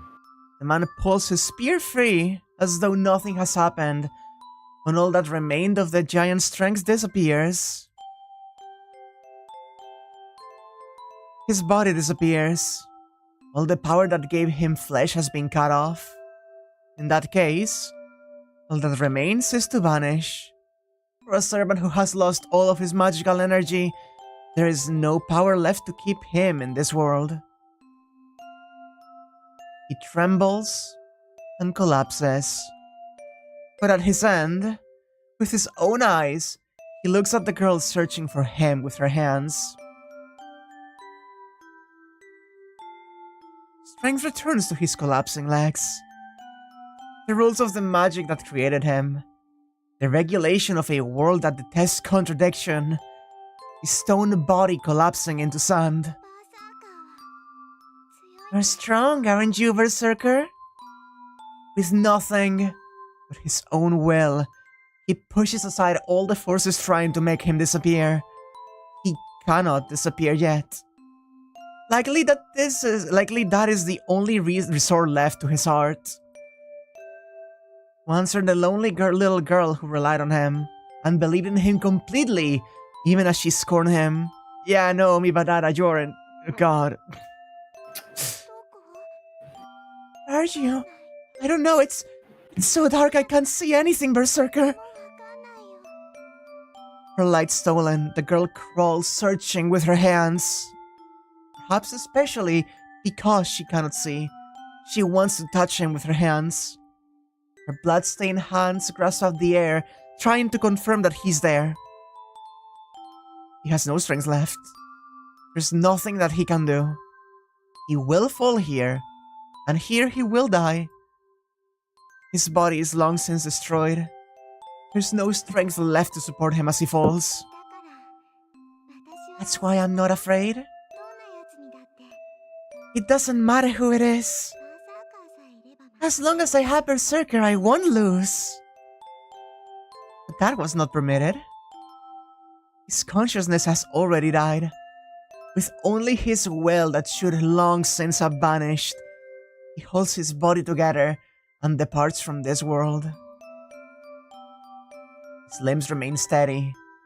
There he stands, as invincible as before. As though, for the girl who relied on him, he must stand dauntless until the very end. And then she reaches him. Her fingertips, which had grazed nothing but air, seize on the sensation of something solid. Even as she coughs up red, the girl clings to his solid body. Even though her eyes can no longer see, it reaches her clearly. Berserker hasn't lost. She can no longer see for herself, but Berserker is as strong as always. Yeah, that's good. Stay there forever. Okay, Berserker? She relaxes. Right now it's scary and it hurts, but if he's here then it's okay. He always protected her. He was scary, but the truth is that he was kind. His huge body was like her father's, and truthfully, she wanted him to pick her up in his arms just once. Sorry, give me a moment. I'm so sorry. Oh no, it's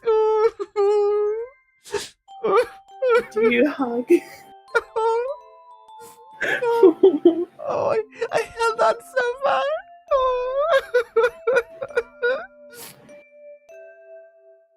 Oh. You've been shaken.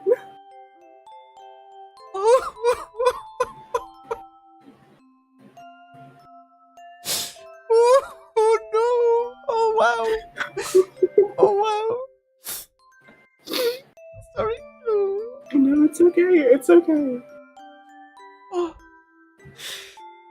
Oh my god. Oh my god. Oh.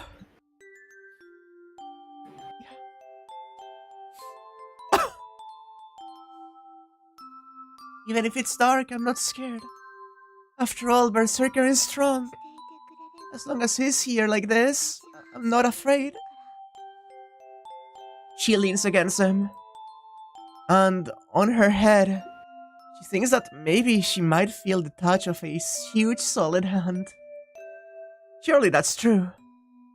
If she could open her eyes, without a doubt, he'd be patting her head. Yeah, it's a little cold, isn't it? Oh my god. Oh.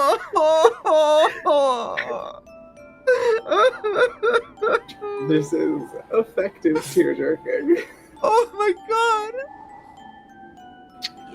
Yeah, in the Fate round we didn't have much Illya at all. We didn't have much context about anything, huh? After this interlude, I have an aside to make, but for now, let's just enjoy this.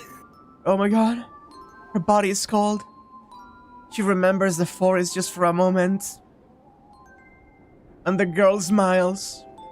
It's already so long ago. Remembering the sight of the giant who protected her, even as he was injured himself, the girl happily lets her consciousness drift away.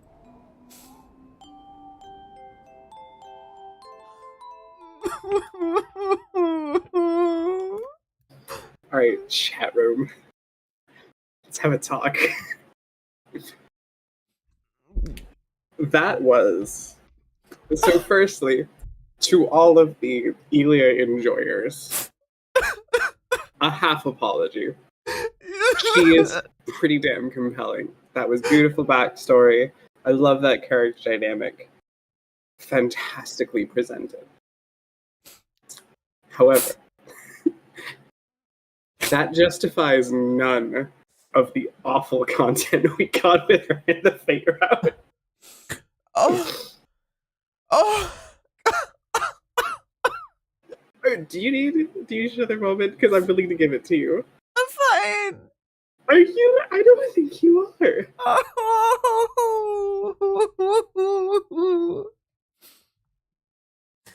Oh. Oh. That really hit you. Oh man. It's because I have like extra context myself of more things actually. So that hit me extra hard. Wow. Oh yeah. Again, absolutely loved it.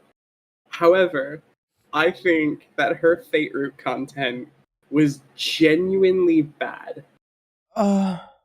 In complete contrast to this, which is great and deep and compelling and emotionally resonant. It made me sniffle a little bit. I admit it. I cried a bit. An Anya hater has... an Illya hater has fallen from her precipice. Oh. The man reaches his hand out to the white girl sleeping peacefully. Stop, you son of a bitch! Okay, we're back in. Sorry. It's okay. It's okay. Shake it off. Shake it off. With a strangled voice, I yell. I don't think about the danger to myself or about what comes after this. Oh. The man stops his outthrust arm. Behind him is a sopping, wet, pathetic man, surprised by my sudden entrance. So damp. The man's mouth draws into a sinister smile. I think that was Shinji. Wait. No, okay, that's Shiro. Wait. My trembling throat strangles my voice before I can think. But there was no chance that he would stop for something like that.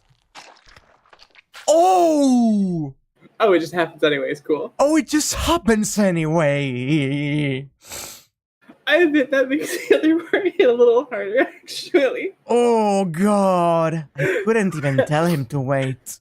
That back hit me with emotions. Hang on.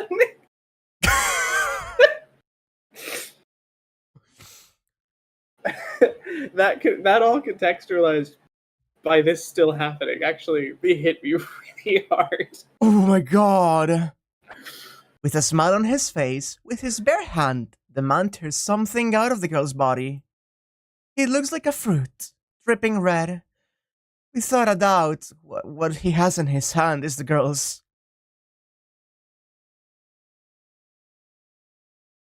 My thoughts burn away.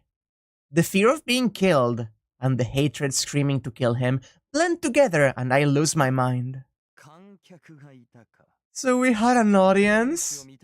Although I understand the impulse to look upon my gallant form. The man, gripping the red something in his right hand. Know your place.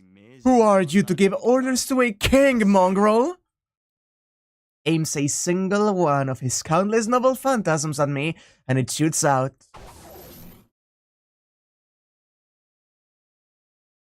Oh, wait, what? The same scene?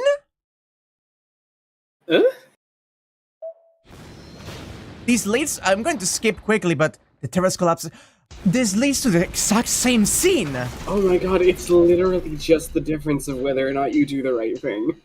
It's just the difference of whether or not Illya... Oh my god. Holy shit, actually.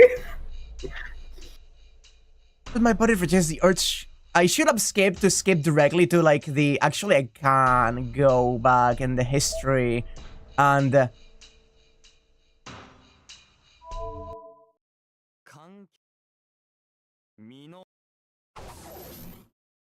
And now we skip to whatever is new.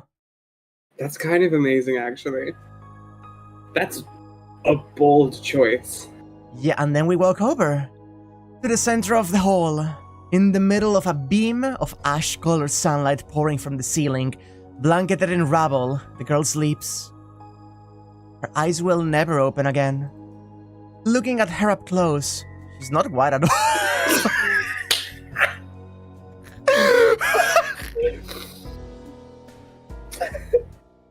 In the red-stained body of the girl, there's no trace of what she was like before.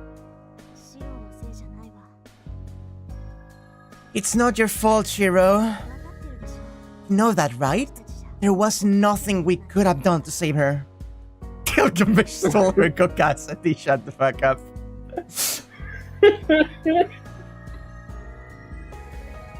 I know that.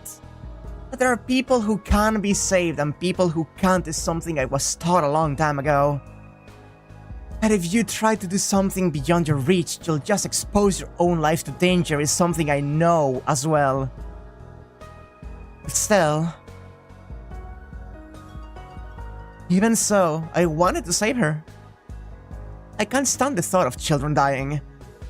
Thought of anyone dying in front of me is something I can't accept. Save me, they said. Not being able to save someone who wanted to be saved, that's scarier and more painful than anything. It's not like I can tell her that I'm sorry. It's not like we have a relationship where I could say anything to her at all. This girl has nothing to do with Miyashiro. He has not seen the Fate route. Nobody has to tell me that for me to understand, so why? Why am I crying if it has nothing to do with me? So like, I am not going to say like anything specific, but I do want to point toward a thing that you can actually put like together right now. You know how they were talking about the betrayal in the fourth. The guy who destroyed the Holy Grail. Yeah. Yeah, I caught on to that. Yeah. I was like you know, like. Why? Osaka? Why? You knew that if you went out there, he'd just killed you, didn't you? So why didn't you try to save Ilya's BL? Why did you try to save Ilya's BL? Did I notice the hint from earlier? I am not entirely sure which one, actually. Whatever happened, she was our enemy. So why? How could you go so far when you saw her die? Is she interrogating me? Osaka's eyes are serious. There's nothing to tell. I wanted to save her, so I stopped him. I can't explain it beyond that. Oh, I mentioned it as I was as you were okay. It was that. Yeah, that After after Tosaka gives me a glare that says, "I see." Yeah, I thought there was something off about you before, but now I'm convinced. Shiro, the way that you live is horribly fucked up. He tries to open a lid that I've held close until now. Ooh. Screwed up? Yeah, living your life as though other people are more important than yourself is a mistake. Look, I'm not talking about the common sense view that we help people because we want to be loved ourselves. Leaving that hypocrisy aside, people have to put themselves first. Well, there are people who put other people first, but the thing we call self is something special that you can't weigh on a scale. It is the scale itself, if you want to put it that way. But you break that scale and try to save people who don't even have anything to do with you. Yeah, even so, that's fine. If you were someone who didn't have a sense of self and was just merely living, that'd be fine too. But you do have a self, don't you, Shiro? You can't throw yourself away when you have such an unshakable self-consciousness.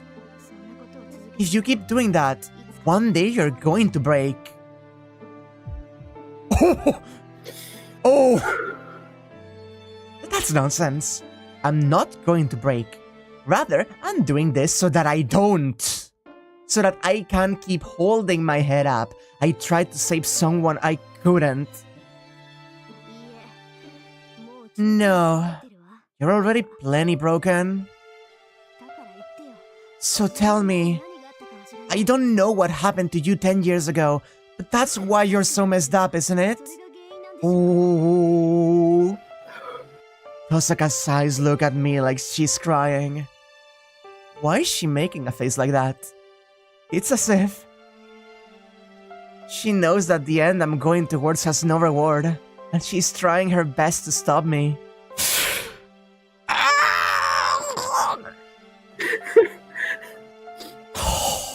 Oh man. That time at the school was the same. Even though you saw all of those bodies, I couldn't believe how calm you were. Even I assumed they were dead, but you were able to tell they were all still alive at a glance. Ever since then, I've been worried about how weird that was. Even though you barely had any education as a mage, even in a fight to the death, you were able to immediately calm yourself down.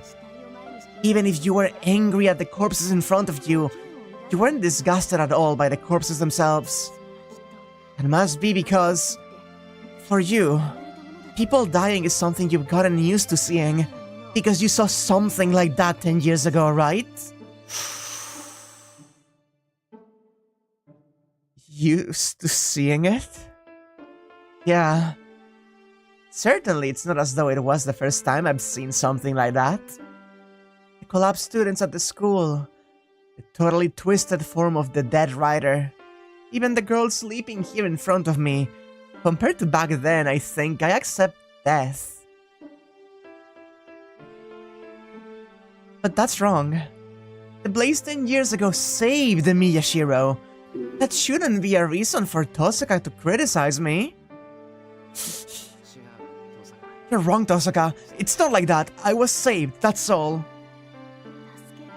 You were saved?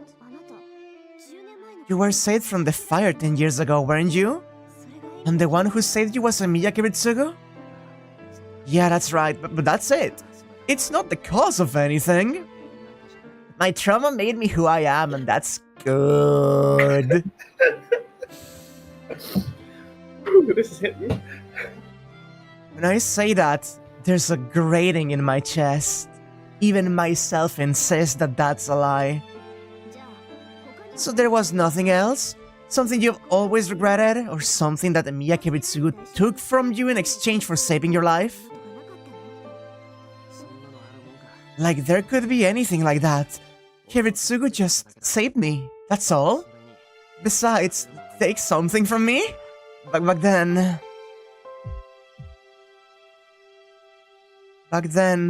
I couldn't have had anything. I saw the corpses of many people. At that time, I died and I was born anew. There's no repentance on this path. There, my eyes lost hatred. There, my hands lost resentment. There, my legs lost hope. There I lost myself. So how did someone like that? How did I get this unshakable self-consciousness that Tosaka is talking about? That's... I accepted death into myself. I knew that I was going to die. In that state, even if my body was saved, there was no way that my heart could come back to life. At that time, while I was empty myself, wasn't I just idolizing something precious?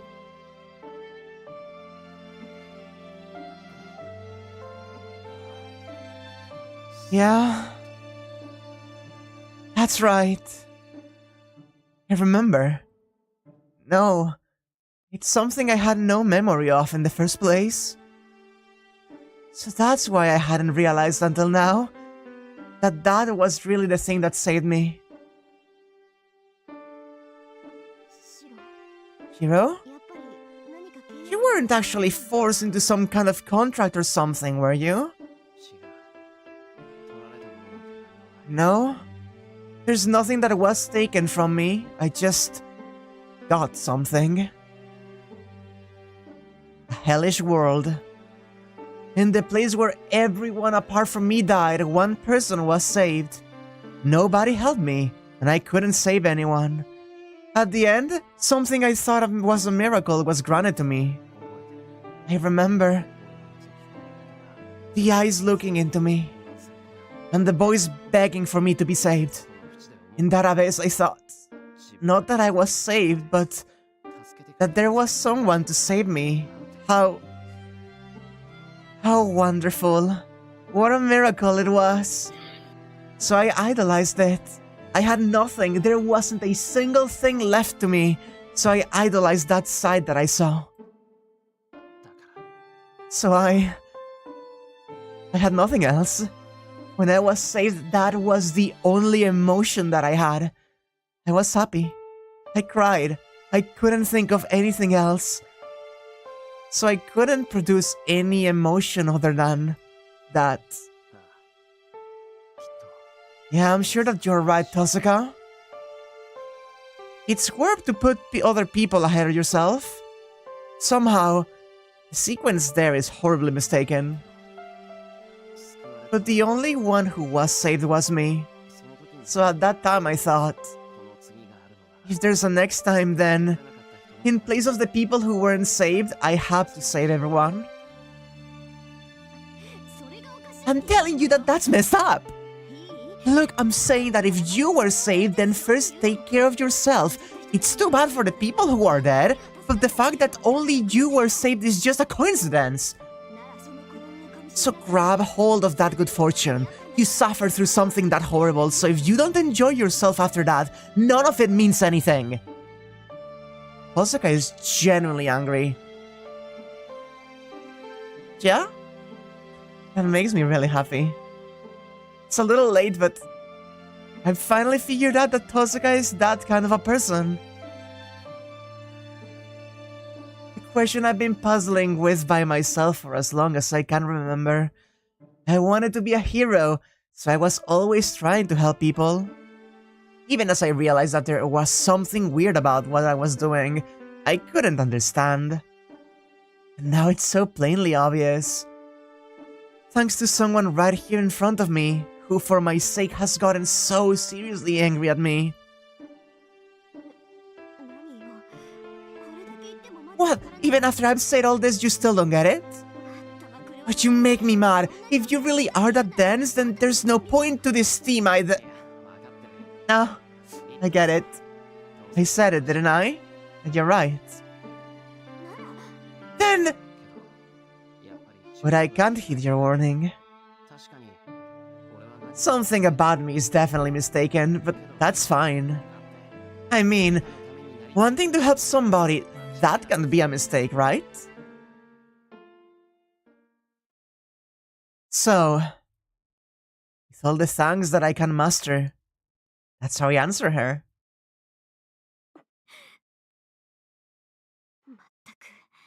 Jeez, I can't say anything if you make a face like that, can I? I guess she's feeling awkward. Tosaka turns her back on me and moves away. And as she does...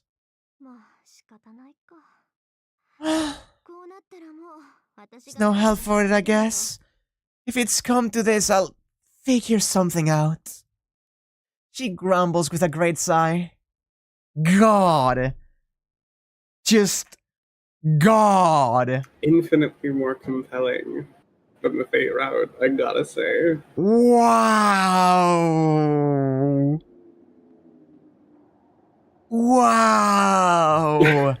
The way the whole the end talks about and addresses trauma is very fascinating. Yeah. The sun sets. When the grey sky has been dyed red, we return to the castle hall. There's no girl's body on the heap of rubble. Just now, Tosaka and I buried her in the garden.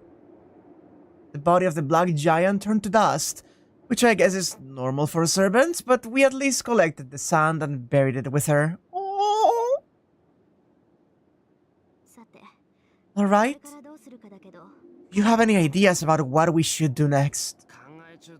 I'm still thinking. Our situation got worse again, so I need to sort things out a little.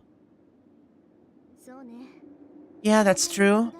Our most powerful enemy, Illya and Berserker, is gone, but some guy we don't know anything about showed up in their place. There should only be 7 serpents summoned, but he's the 8th, right? No matter how you look at it, he shouldn't exist. Where did Shinji get his hands on a guy like that? The 8th servant, huh? I can't imagine the guy Shinji brought with him was somebody you can treat like a servant. Heroic spirit who hopelessly outclasses all others. A demon, totally devoid of human emotion, with a bottomless arsenal of noble phantasms. Gilgamesh. Isn't he a hero from the ancient Mesopotamian legends? Yeah? A half-human, half-god hero. The king of Uruk, and a seeker of immortality. It's said that he's a tyrant who tried to conquer the world, but I never thought that he was that crazy. He was able to beat Berserker as though it was nothing. So if he got serious, he might even be stronger than Saber. Osaka's voice doesn't have its usual sharpness. It doesn't seem like that's because of our new enemy, because our new enemy is a tough one. What is it, Tosaka? The way you say that sounds like you're chewing on something. Yeah, a little bit. That guy was definitely strong. With that many noble phantasms, he might even be the strongest. But I wonder how strong he really is. I didn't feel like there was that much of a difference between him and Berserker. Tosaka sinks deep in thought. Huh? Could Tosaka not have realized what that guy's power really is? No, by himself he's only as strong as Saber or Berserker. Probably weaker, in fact. In the first place, how strong a heroic spirit is depends on how well known they are in the first they are in the place they're summoned, right? In that case, there aren't that many people around here who know about a hero named Gilgamesh. Yeah, that is true, but how well known they are doesn't make that much of a difference in their strength. But Goldie seemed like he was Goldie seemed like he was unfair to me somehow. Goldie? Goldie? Tosaka calls him something strange. Well, leaving that aside. Yeah, I'm saying he is unfair. The noble phantasms that guy had were the real thing. No, that's not right. I bet they were the original weapons the real ones were based on. Gilgamesh is the hero of the oldest legend, a king who indulged in every kind of luxury, right? In that case, it couldn't be strange for him to have the originals that became legends everywhere else. And what you're saying that the noble phantasms he pulled out were just weapons and not noble phantasms at all? Probably, yeah. I bet his noble phantasm really is a treasury. I think the treasury where he kept all the treasure he collected while he was alive, that itself is his noble phantasm. I see, then. It's only natural that Berserker couldn't win against him, huh? Heroic spirits all have their own weaknesses. If you have the models for every noble phantasm, then all you have to do is pull out the one your opponent is weak against. That's it. If there's a way to beat him, it's that he hasn't mastered the use of all of his weapons. If he hasn't gained the mastery of his weapons to the utmost limits the way that Saber and Lancer have, I feel like there's still a way to win. Speaking of Lancer, where's that guy? Where is that guy? Well, that's beside the point. Hey, Tozuka, this doesn't really have anything to do with anything, but why Goldie? Because men shouldn't be blonde. No, it's just because his hair was kind of golden or something? What are you talking about? In that case, you could have been calling Saber Goldie too. Goldie, amazing. There's a kind of a lot of meaning packed in there, isn't there? It kind of looked like you said that because you realized something else about him. Oh. Don't try to hide it now. You noticed something, didn't you, Tozuka? I'm telling you, you're wrong. What I said wasn't serious the way you're making it, so don't press me on it, okay? Liar. Like, you just call him Goldie for no reason. Come on, fess up, Tozuka. I need all the information I can get right now. Well, I stare at Tozuka. Then, after a few seconds, I guess having resigned herself, Tozuka sighs deeply. Well, I mean, that guy had lots of really expensive looking stuff, right? So I just thought that he must be incredibly rich. So, Goldie, he seemed like he was incredibly extravagant, didn't he? God, I fucking love this woman. Very well focused. Tozuka laughs and looks off into the distance as she scratches her cheek. That's terrifying. It seems like for Tozuka, anybody rich is a Goldie. And even more terrifying, it seems like Tozuka figured out that Servant's true nature just from figuring that he looked rich. Anyway, that guy's going to be a real problem. There being an 8th servant already breaks the rules, but that guy himself is the real wild card. And as much as I want to ask Kiroi about it, he's gone missing. Well, Caster is more important right now anyway, so I guess we have no choice but to worry about it later. That's right. Even while we're doing this, Caster is building up her strength. Saber probably can't resist Caster's control for much longer either. No. In the worst case, it's possible that Saber is already our enemy. Yeah, you're right. We couldn't get Illya's Biel's help, but that doesn't mean we can't leave her alone. We'll just have to think of a way to take Caster out ourselves. Yeah, I don't have any ideas, but I guess we have no choice. Tozuka sighs and sits down on the rubble. To think we'd end up having a strategy meeting in a castle. I followed Tozuka's lead and sat down. Oh man, Saber would love this. Well, we can keep warm here even after nightfall. We might even be able to find some magic items that Illya's Biel had. Then, in the instant that we both let our guards down... Were you talking about someone just a second ago? Is that Lancer? I think it is! Whoa, stop right there. You're gonna have Foxer with just the two of you? There's no way that could work, idiots. An exasperated voice comes just from inside the front entrance. We leap to our feet and turn towards the door. Hi, honey.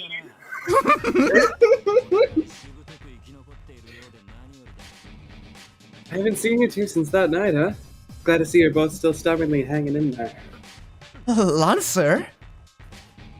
I instantly take control of my nerves and connect my magic circuit.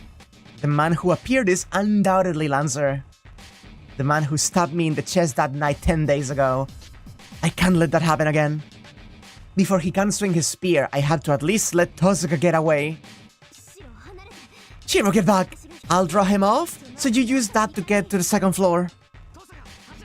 Tozuka, run! I'll hold him off so you get outside.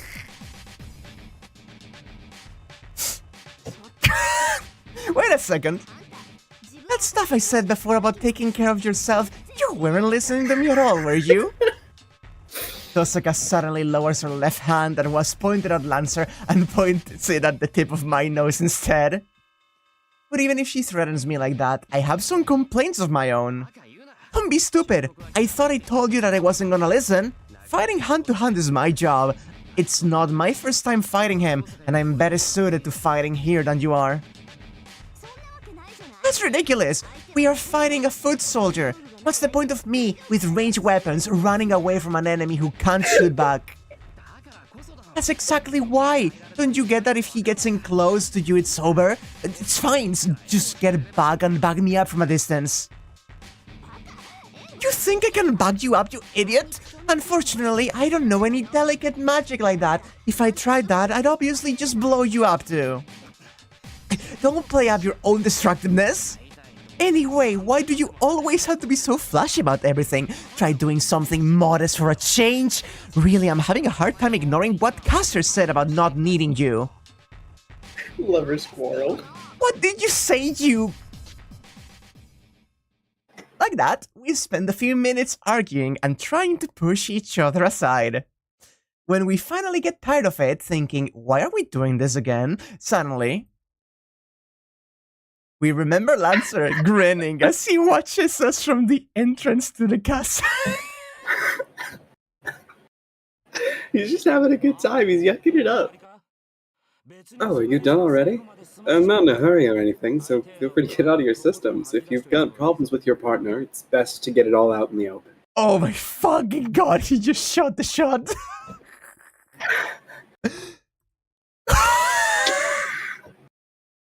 With an apologetic cough, we both glare at Lancer. I take half a step forward. Tosaka retreats just a little behind me. Good grief, if we'd just done this from the start, there wouldn't have been any problem. Wait. Sorry to do this when you're finally on the same page, but I'm not interested in fighting you. I couldn't just sit back and watch, so I decided to butt in and offer to give you a hand. Huh? Wait a minute. What did he just say? Maybe I heard wrong, but it sounded like you were offering to help us just now. What, is that so hard to understand? Then I'll put it another way. The two of you can't take on Caster and her posse by yourselves. Since you can't, I'm saying I'll lend you a hand. My eyes go wide. Beside me, Tosaka grasped the situation first. I see. You really are nosy, aren't you, Lancer? Let me ask, is this your idea? No, it's an order from my master. Since Caster and the little group have turned into what they have, he said that he could use some allies. Well, it'd just be a united front until we crush those guys, though. That's reasonable, but in that case, there's a better choice out there than us, isn't there? That'd be Senji and Gilgamesh, I guess? That Tosaka, it seems like she's trying to lead Lancer into telling her whether he knows about Senji, but... No, those guys are no good. I can't get on with them at all. I can't complain about how strong they are, but always worrying about watching your back is a pain in the ass. Aww, that is the right choice, Lancer, but did your master tell you that too? No, that's wrong too. Choosing you guys was my own preference. We've already met once before, so I thought it'd go faster. He says so easily. It seems like for this guy, fighting Archer and stabbing me in the chest can both be someday a pain we met. Oh, what a man. What a man. Wait, Lancer, you almost killed me. Twice. You think I'm going to trust what you have to say despite that? Of course I do. After all, your counsel is a good and honest woman. If a woman like that is helping you out, then you must be a whimsical softie as well, right? Oh my god. God, I so good. I unconsciously furrow my brows. I am a little concerned that Tosaka, who's supposed to be my ally, is agreeing with Lancer. He's right though. So that's how it is. That's why I thought I could cooperate with you guys. I'll say this now, but you guys aren't cooperating with me. I thought that if it's you guys, I could do you a favor and cooperate with you. Honestly, I don't understand the distinction. That's some impressive confidence. Even though you came to offer to cooperate, you're the one who gets to choose? Yeah, I've liked you from the first time that I saw you. You're beautiful, strong-willed, and you've got guts. If I were going to have a woman for my master, I'd want one like you. Lancer coolly looks over Tosuga. Fucking Celts. Charisma is 0. Something about this guy rubs me the wrong way. Fine, I'm convinced, but it's not decided yet. If Emiya-kun says that he can't trust you, then we'll ignore that I said anything. So it seems. So what's it to be, kid? Your character's being tested. Lancer tries to keep from chuckling as he looks at me. We know the answer to— oh, fine, but on one condition? I'm curious just to know what that is. Like, obviously we got basically told by Taiga that we had to take Lancer to win. But what is the condition? I don't think we have any choice but to accept. Even if he is our enemy. What he's saying is right. Tosuga and I can't beat Caster and her team by ourselves. But with Lancer's help, there might be some hope. But... understood. I'll believe what you're saying. But I have a condition. We'll accept your help in beating Caster and we will trust you. In exchange... In exchange what? You want me to tell you who my master is? No, don't get too close to Tosuga just because we're a team now. The air freezes. Lancer is speechless with a face as though he's being caught totally by surprise. I get it, of course. It's way more important than who my master is or whatever, isn't it, kid? Lancer bursts out laughing as though the whole thing is truly hilarious. What is that a problem? I'll say this now, but I'm not giving you Tosuga. Of course not. There's nothing wrong at all. Actually, I'm impressed. Well, isn't that nice, miss? The kid's head over heels for you, isn't he? What are you talking about? Shiro and I aren't like that at all. We're just partners, is all it is. Oh my god. I love him so much. God. Oh, really? Oh, you make me mad. What's that look like you figured something out? Hey, say something, Shiro. Tell him that we're just partners. Hey, say something, you idiot! Like this, it looks like we really do love each other. That's what I'm saying.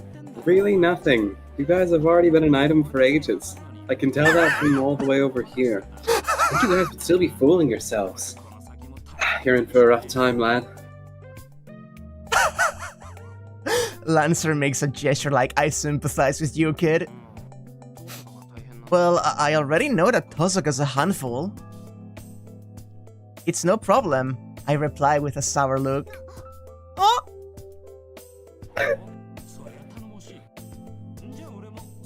Oh, that is reassuring. Well then, as much as possible, I'll have a care how I treat the little miss too. But, well, she's fun to tease, so I'm going to have some fun along the way. You don't mind letting me have that much in return, right? Fine, we'll go with that. We'll borrow your strength until we defeat Caster. It's decided then. Well, for now, let's shake. I can't believe Watchdog just confirmed Celt 100%. That's the blood in your veins. Lancer comes forward unarmed and grabs my awkwardly outthrust right hand. There are still some things to worry about, but The important part is that we gained an ally we can trust. I love Lancer so much. Oh my 2 god. points plus 5.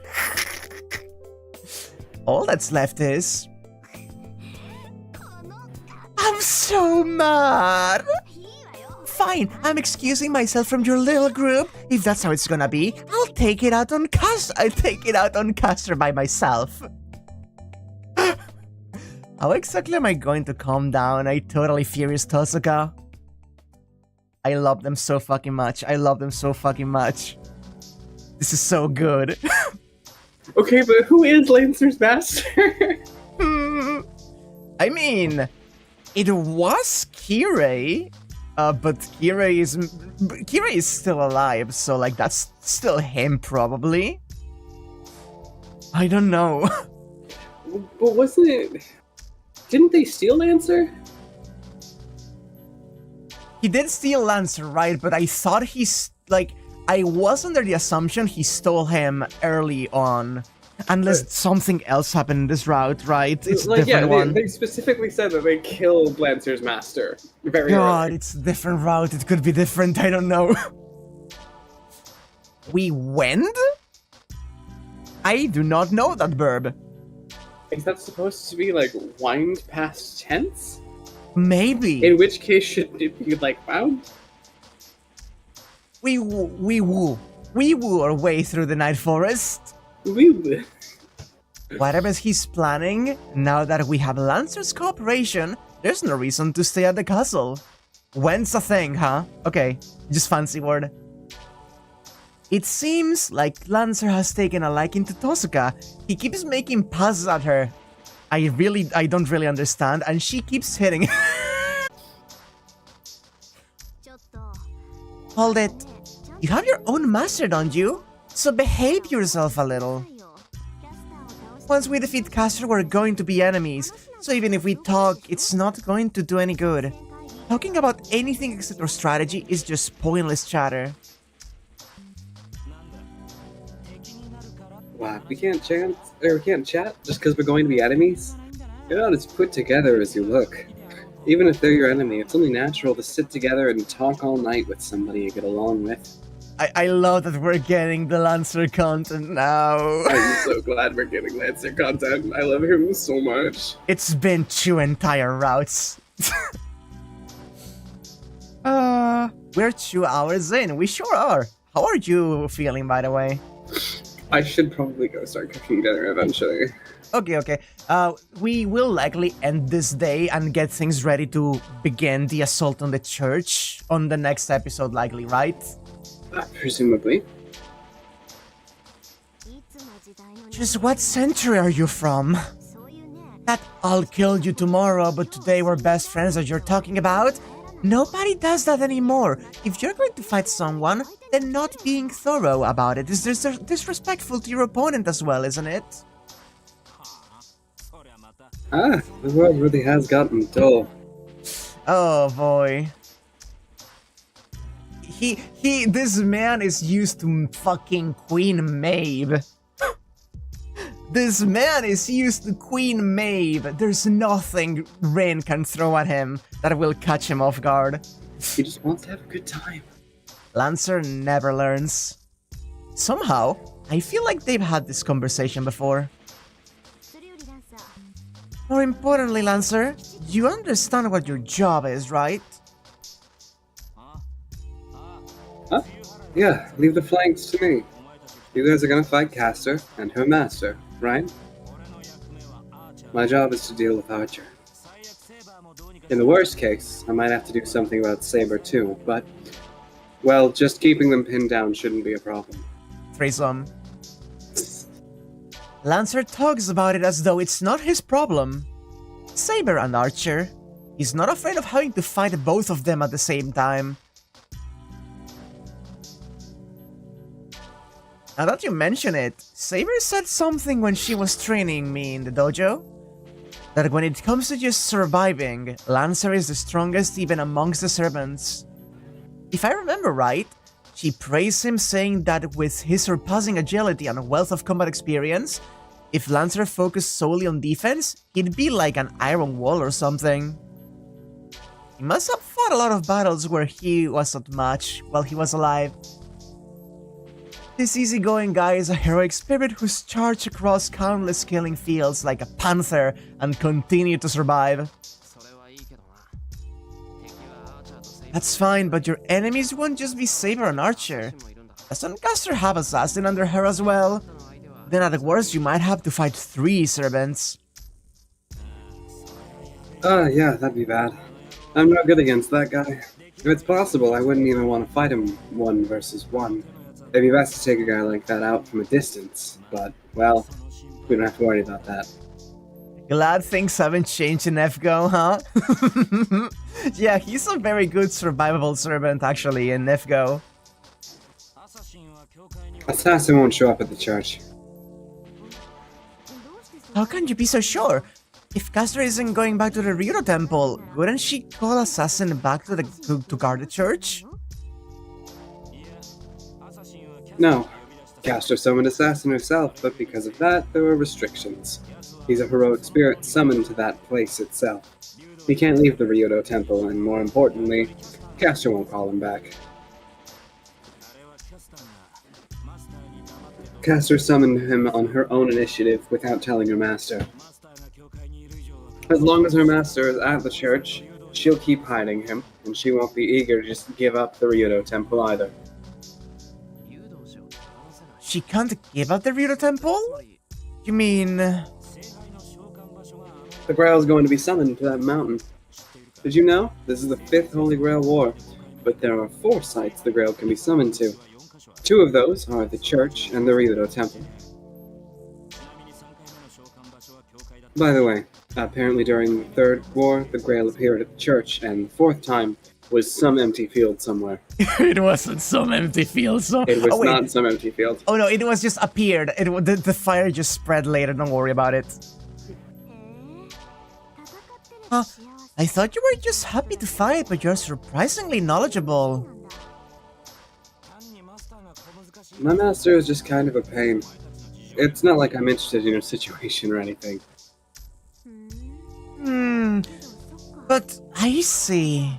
So this is this time the Grail is going to return to the first place it was summoned to?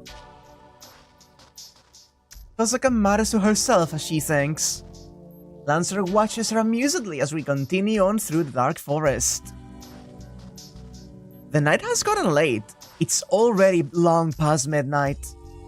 When we get out of the forest and return to town, the sky should be streaked with red. Alone, I resolve myself for what's coming as I walk on. In a few hours, we'll challenge Caster once again. When that time comes, even if she's already become our enemy, I will not hesitate. We're going to defeat Caster. Right now, all we can do is clearly decide that that's our utmost priority. We head for the battlefield. Whatever is waiting for us at the church at daybreak, we don't have any more time to rest. Oh boy.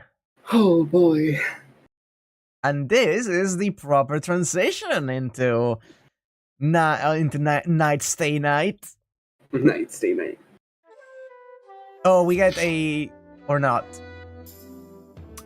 Do you want to do this now? Let's do it now. I still have a tiny bit of time. Before that, there was something to say. At dawn, when they come out of the forest, before they headed for the church, she revealed to him a truth she had been keeping to herself. I'm gonna say this while I have the opportunity, Shiro, but that pendant you gave back to me? There was only ever one of them. What that meant she didn't say, and he didn't press her on it.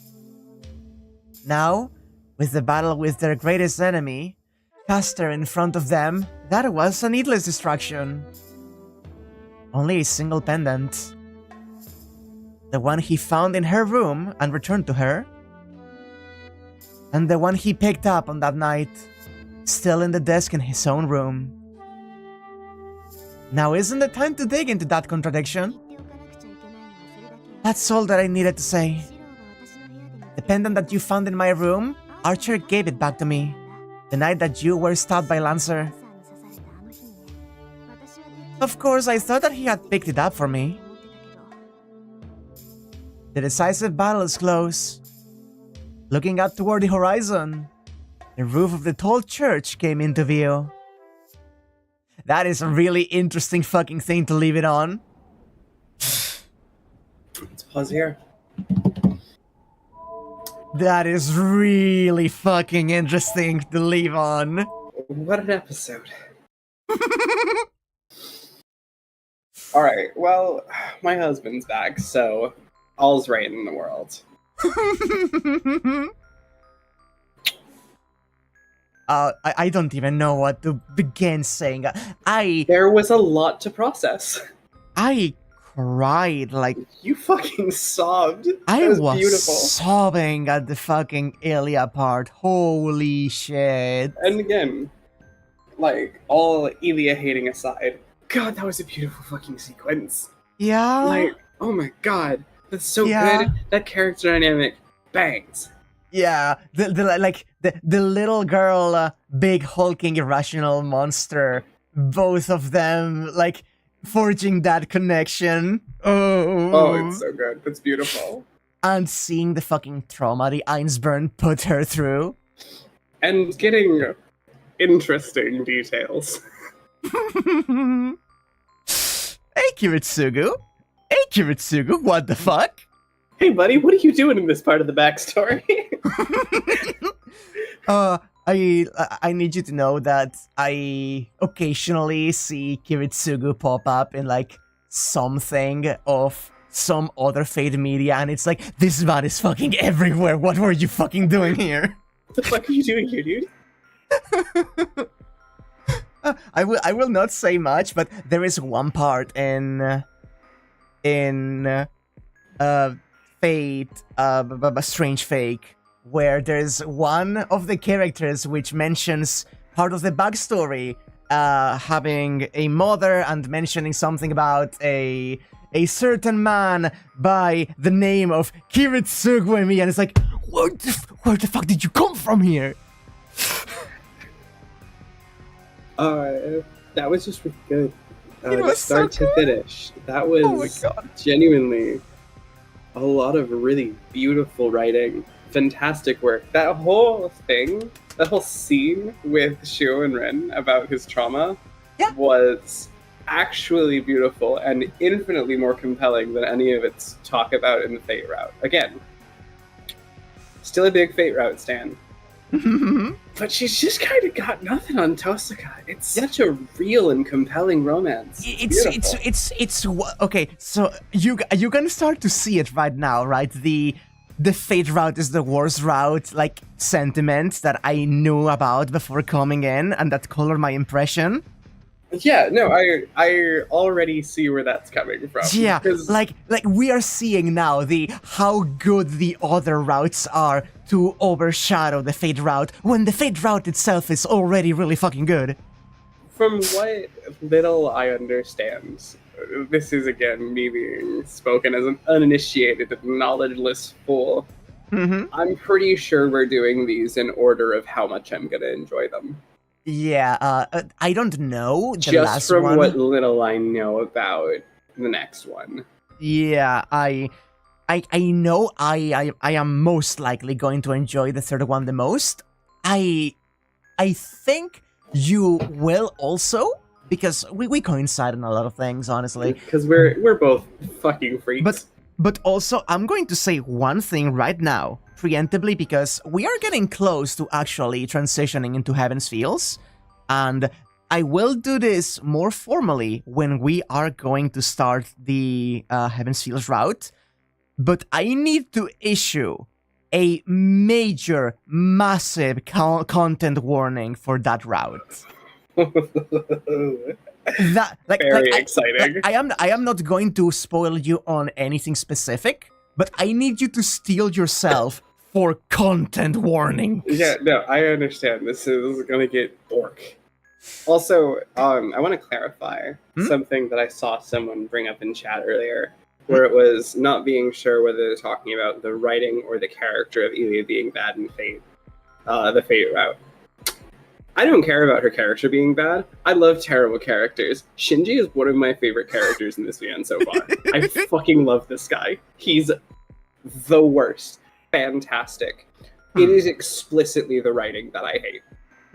Like, I explicitly think the writing and how she was used was bad. Fair enough. Fair enough. Those are my takes. I just wanted to answer that because couldn't go back to it at the time. I'm so excited for the fact that we're so close to the end of this route. Yeah, I actually need to start working on the thumbnail for Heaven's Fields. It's kind of scary. We're like almost there. And then once we do that, I can just watch get anime. into it. I can just get into Fate on my own fucking time. Yeah. There's there is two things specifically. One here that actually okay. So one of the big things that is like big spoilers. I don't know when it happens in Heaven's Fields, but like I will tell you the moment where like this is the major thing that you will be spoiled if you look around. You will know when you're able to take me off the leash. But I need you to know the things from the Unlimited Blade Works route that are like big things you may be spoiled on with other media. I think we may be seeing it next time. I think so. I think we might be.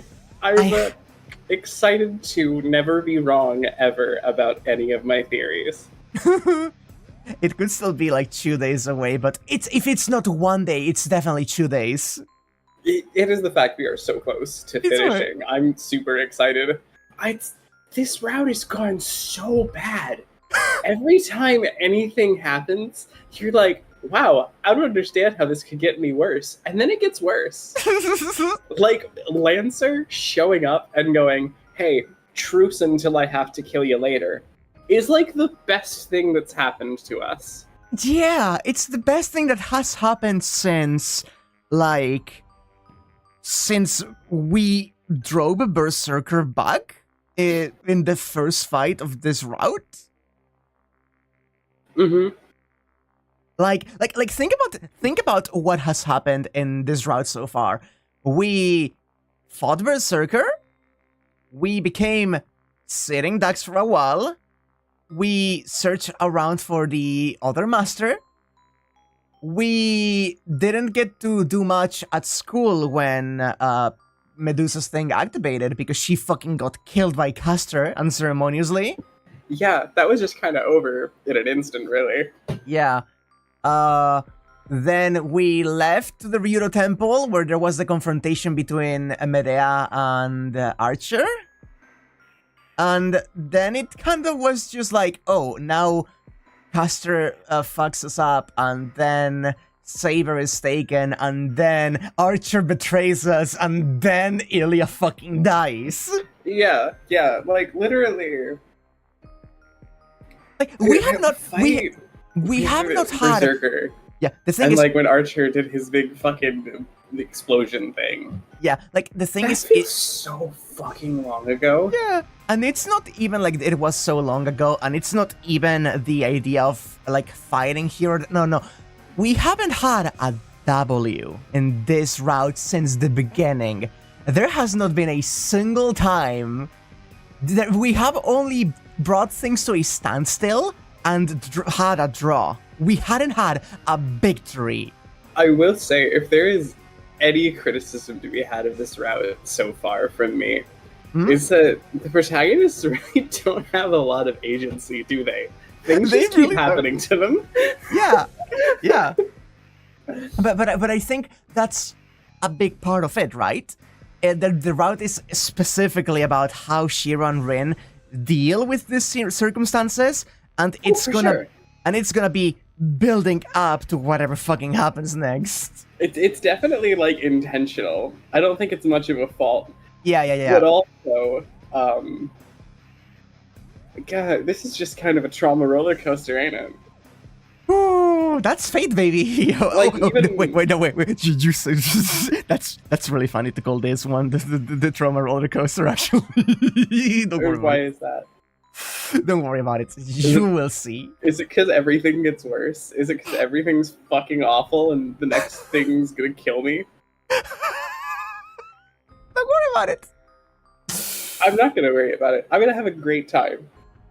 I'm losing my mind. Oh. Like, it's the fact that, like, one of the only things I know about the next route is that that's when we find out more about the worm room. That alone is, like, so fucking ominous. So incredibly fucked up and ominous. And that's a one thing. That is a single location and detail that I know about. Wait. No, I will not do it yet. No, that's fine. I can do it another time. Quit big posting at me, I'll fight you.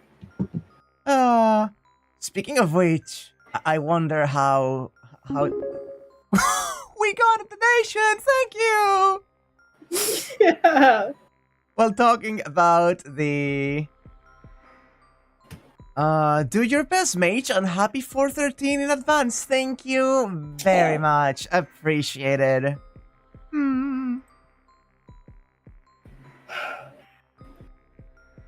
Man, what a series. What a VM. What a good like, oh my god, I fucking love Fate so much. This truly is a Fate stay night. We really did stay the night in this Fate. We didn't. We explicitly left. 0 out of 10. We didn't actually stay the night. So fake.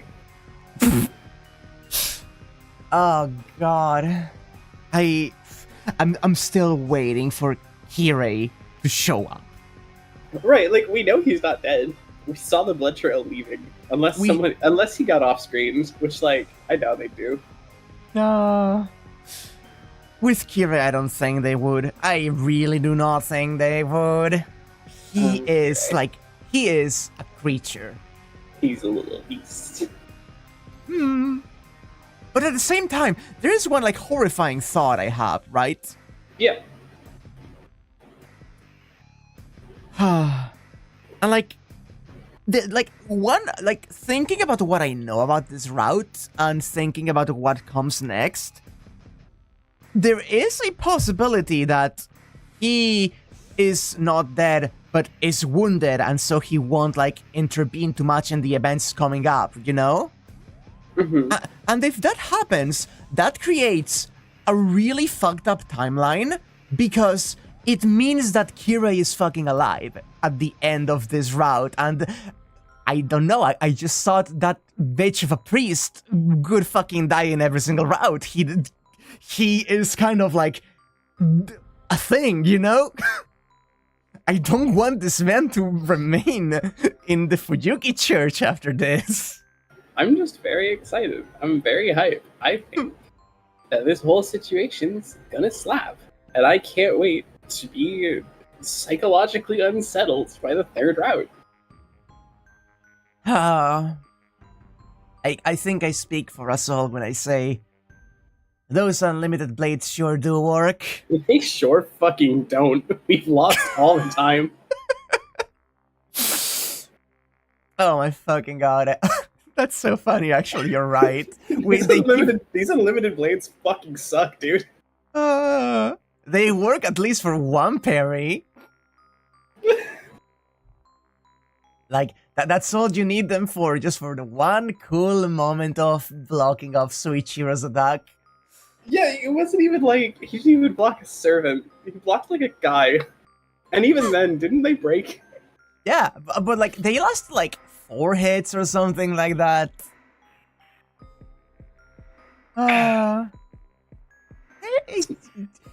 Leave the boy alone. He's trying his best. Using his projection magic kills him a little bit.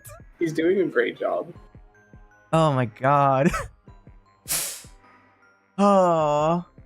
And god, Gilgamesh was hot in this one today. I'm so glad you agree. I didn't want to be the only one. I'm so sorry, but he is my kind of awful boy. Listen, I there is something to be said for Hmm. the most bog standard sadistic straight boys. Hmm. Like, I don't know. It's kind of good. It's that look in his eyes, the way he just kind of like looks down on you, the way he's like so full of himself, calls you mongrel and stuff. I don't know. Yeah. Especially the way he calls you specifically mongrel. It's a very like pointed word specifically. It's very good. It's very good. Also, I keep thinking of the time I was just like rolling the gacha in FGO. And it wasn't even like a gacha roll that was supposed to be anything big. I think it was just like burning quartz into the like regular banner without any of the events going on or something. Mm. And there is one person that kinda in FGO matches the just like that feeling of just like I am the fucking best and everything belongs to me kind of sense.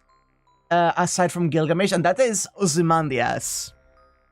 And I summoned Ozymandias, and he's like, behold my great works, ye mighty, and despair, blah blah blah. And I'm like, oh, cool, I got this guy. And immediately after, I get my first Gilgamesh ever. And it's like he heard that the guy had come to my I heard Caldea. you were talking shit. And he was like, are you trying to have Ozzy in without me?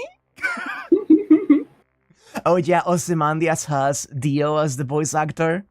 Delightful. Oh, Jojo. Judge it to be good. What? Oh, my back. Ooh, ah, ooh, ah, ooh, ah. God, I still feel the fuzzy bubbling around your face area after you cry. Yes. That's still there. I'm That's so still there sorry. from. No, do not be sorry. That was one of the most cathartic cries I've had in a bit. Whack Catharts live on stream. I did. Today I think I will achieve catharsis.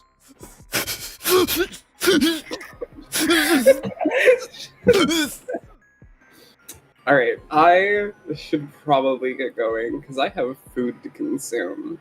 I believe I might be seeing you tomorrow. Yes. Tomorrow we're gonna be playing some content warning on a certain vampire's channel. Oh, it's gonna be a nightmare. I'm so excited. I'll be seeing you tomorrow then, hon. Oh my god. I did not know anything about Ilya's backstory, about just like, oh my fucking god, I hate mages. I despise mages. I despise the mage world so much. Every day that passes, I want to burn down the Mages Association even more. Oh.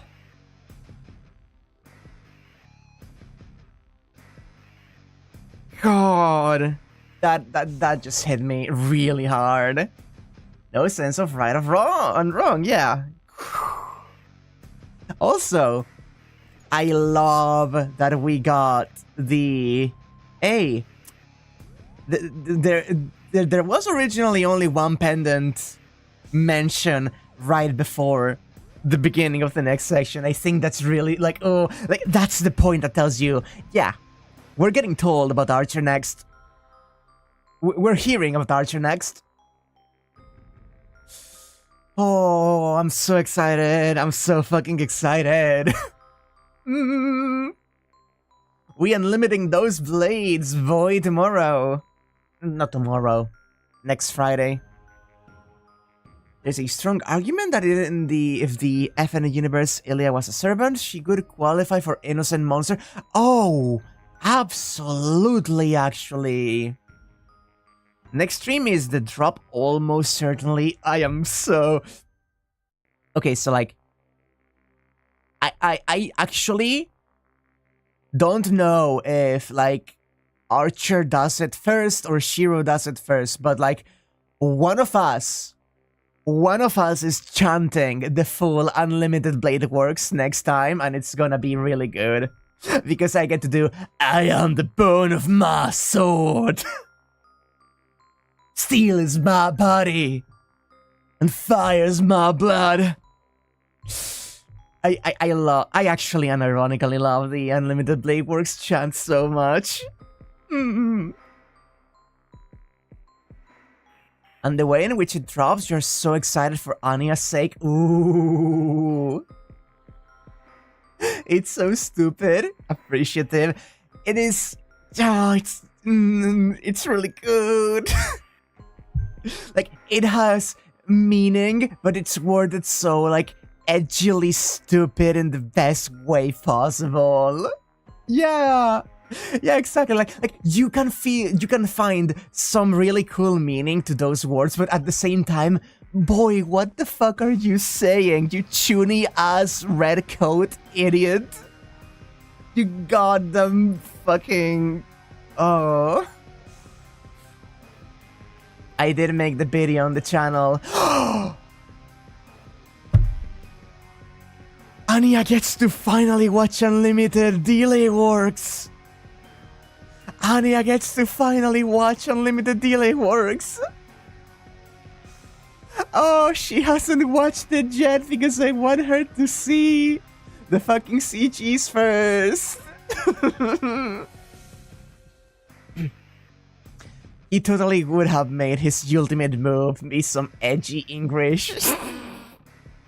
I love him. I love him so much. Oh. And also we get Lancer content. Finally, the rivalry between Archer and Lancer is kind of big outside of this game. So I really want to see the actual like fighting between Archer and Lancer, just to see what kind of yaoi they're feeding, you know?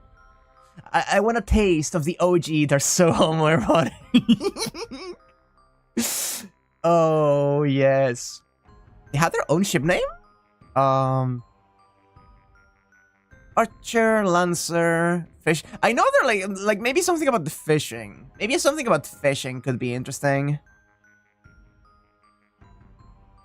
But I think that maybe more Hollow Ataraxia. Because I do not think Archer quite fishes in this one. But please do say the ship name, I'm very curious. It's gonna have the big gay Bolg moment next episode for sure. Fishing is Hollow Ataraxia, yep, I imagined.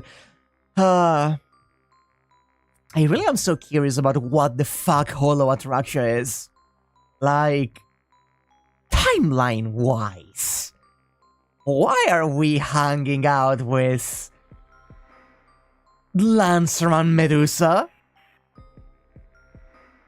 Like, why are we hanging out with... Like, it feels like fanfiction when I see things in the wild about Hollow Ataraxia. It feels like fanfiction of this. Like, what if everyone was in Slice of Life? That's what it feels. The real reason is fucking hilarious. Do not tell me. Do not tell me. Do not tell me, actually. Oh my god. Also, really interesting, like, world building about the prior Holy Grail Wars, about the Einsburn, about the... There's 4 locations that the Holy Grail can be summoned into, and that is disconcerting. Because I think I'm missing one, or maybe not, maybe no, that could be the field from 0. So there's a church, there is the Rito Temple, there is the one from the 4th Holy Grail War, an empty field somewhere, quotation marks from Lancer. And then there's the cave, right? We have not seen anything about the cave, but there is a cave somewhere, like left ways of Fuyuki. I don't know what the deal is with the cave. And I do not like that smile. Apparently Archer/Lancer has 2 different ship tags in Japanese, which is basically the same kanji in different orders, depending on who's stopping. I actually kind of like that, having the top at the beginning. It translates literally to bow gun or gun bow.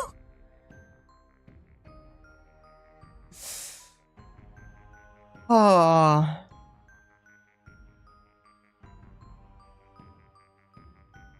Incredible, actually.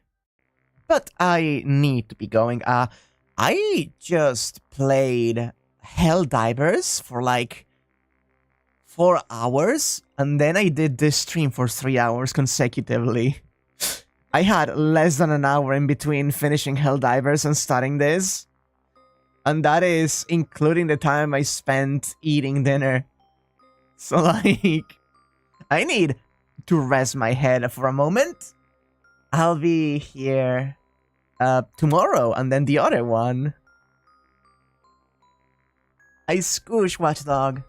Yeah, I need to process all that crying. Holy shit. Tomorrow, content warning, as I mentioned. Sunday, Lies of P. Wednesday, more Pokemon Nuzlocke. And next Friday, we continue this, and we cycle that. Except the content warning, because I likely won't be doing it next Saturday again. But like, I don't know, maybe Jackie wants to. That's up to them. Let me change into good ending music.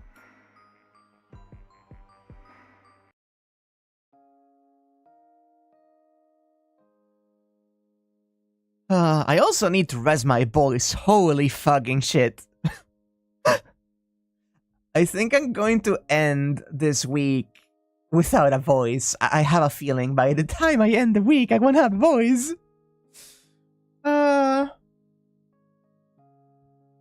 So for now, I just dipped. Yeah, no more words. Brain shut off. Ah.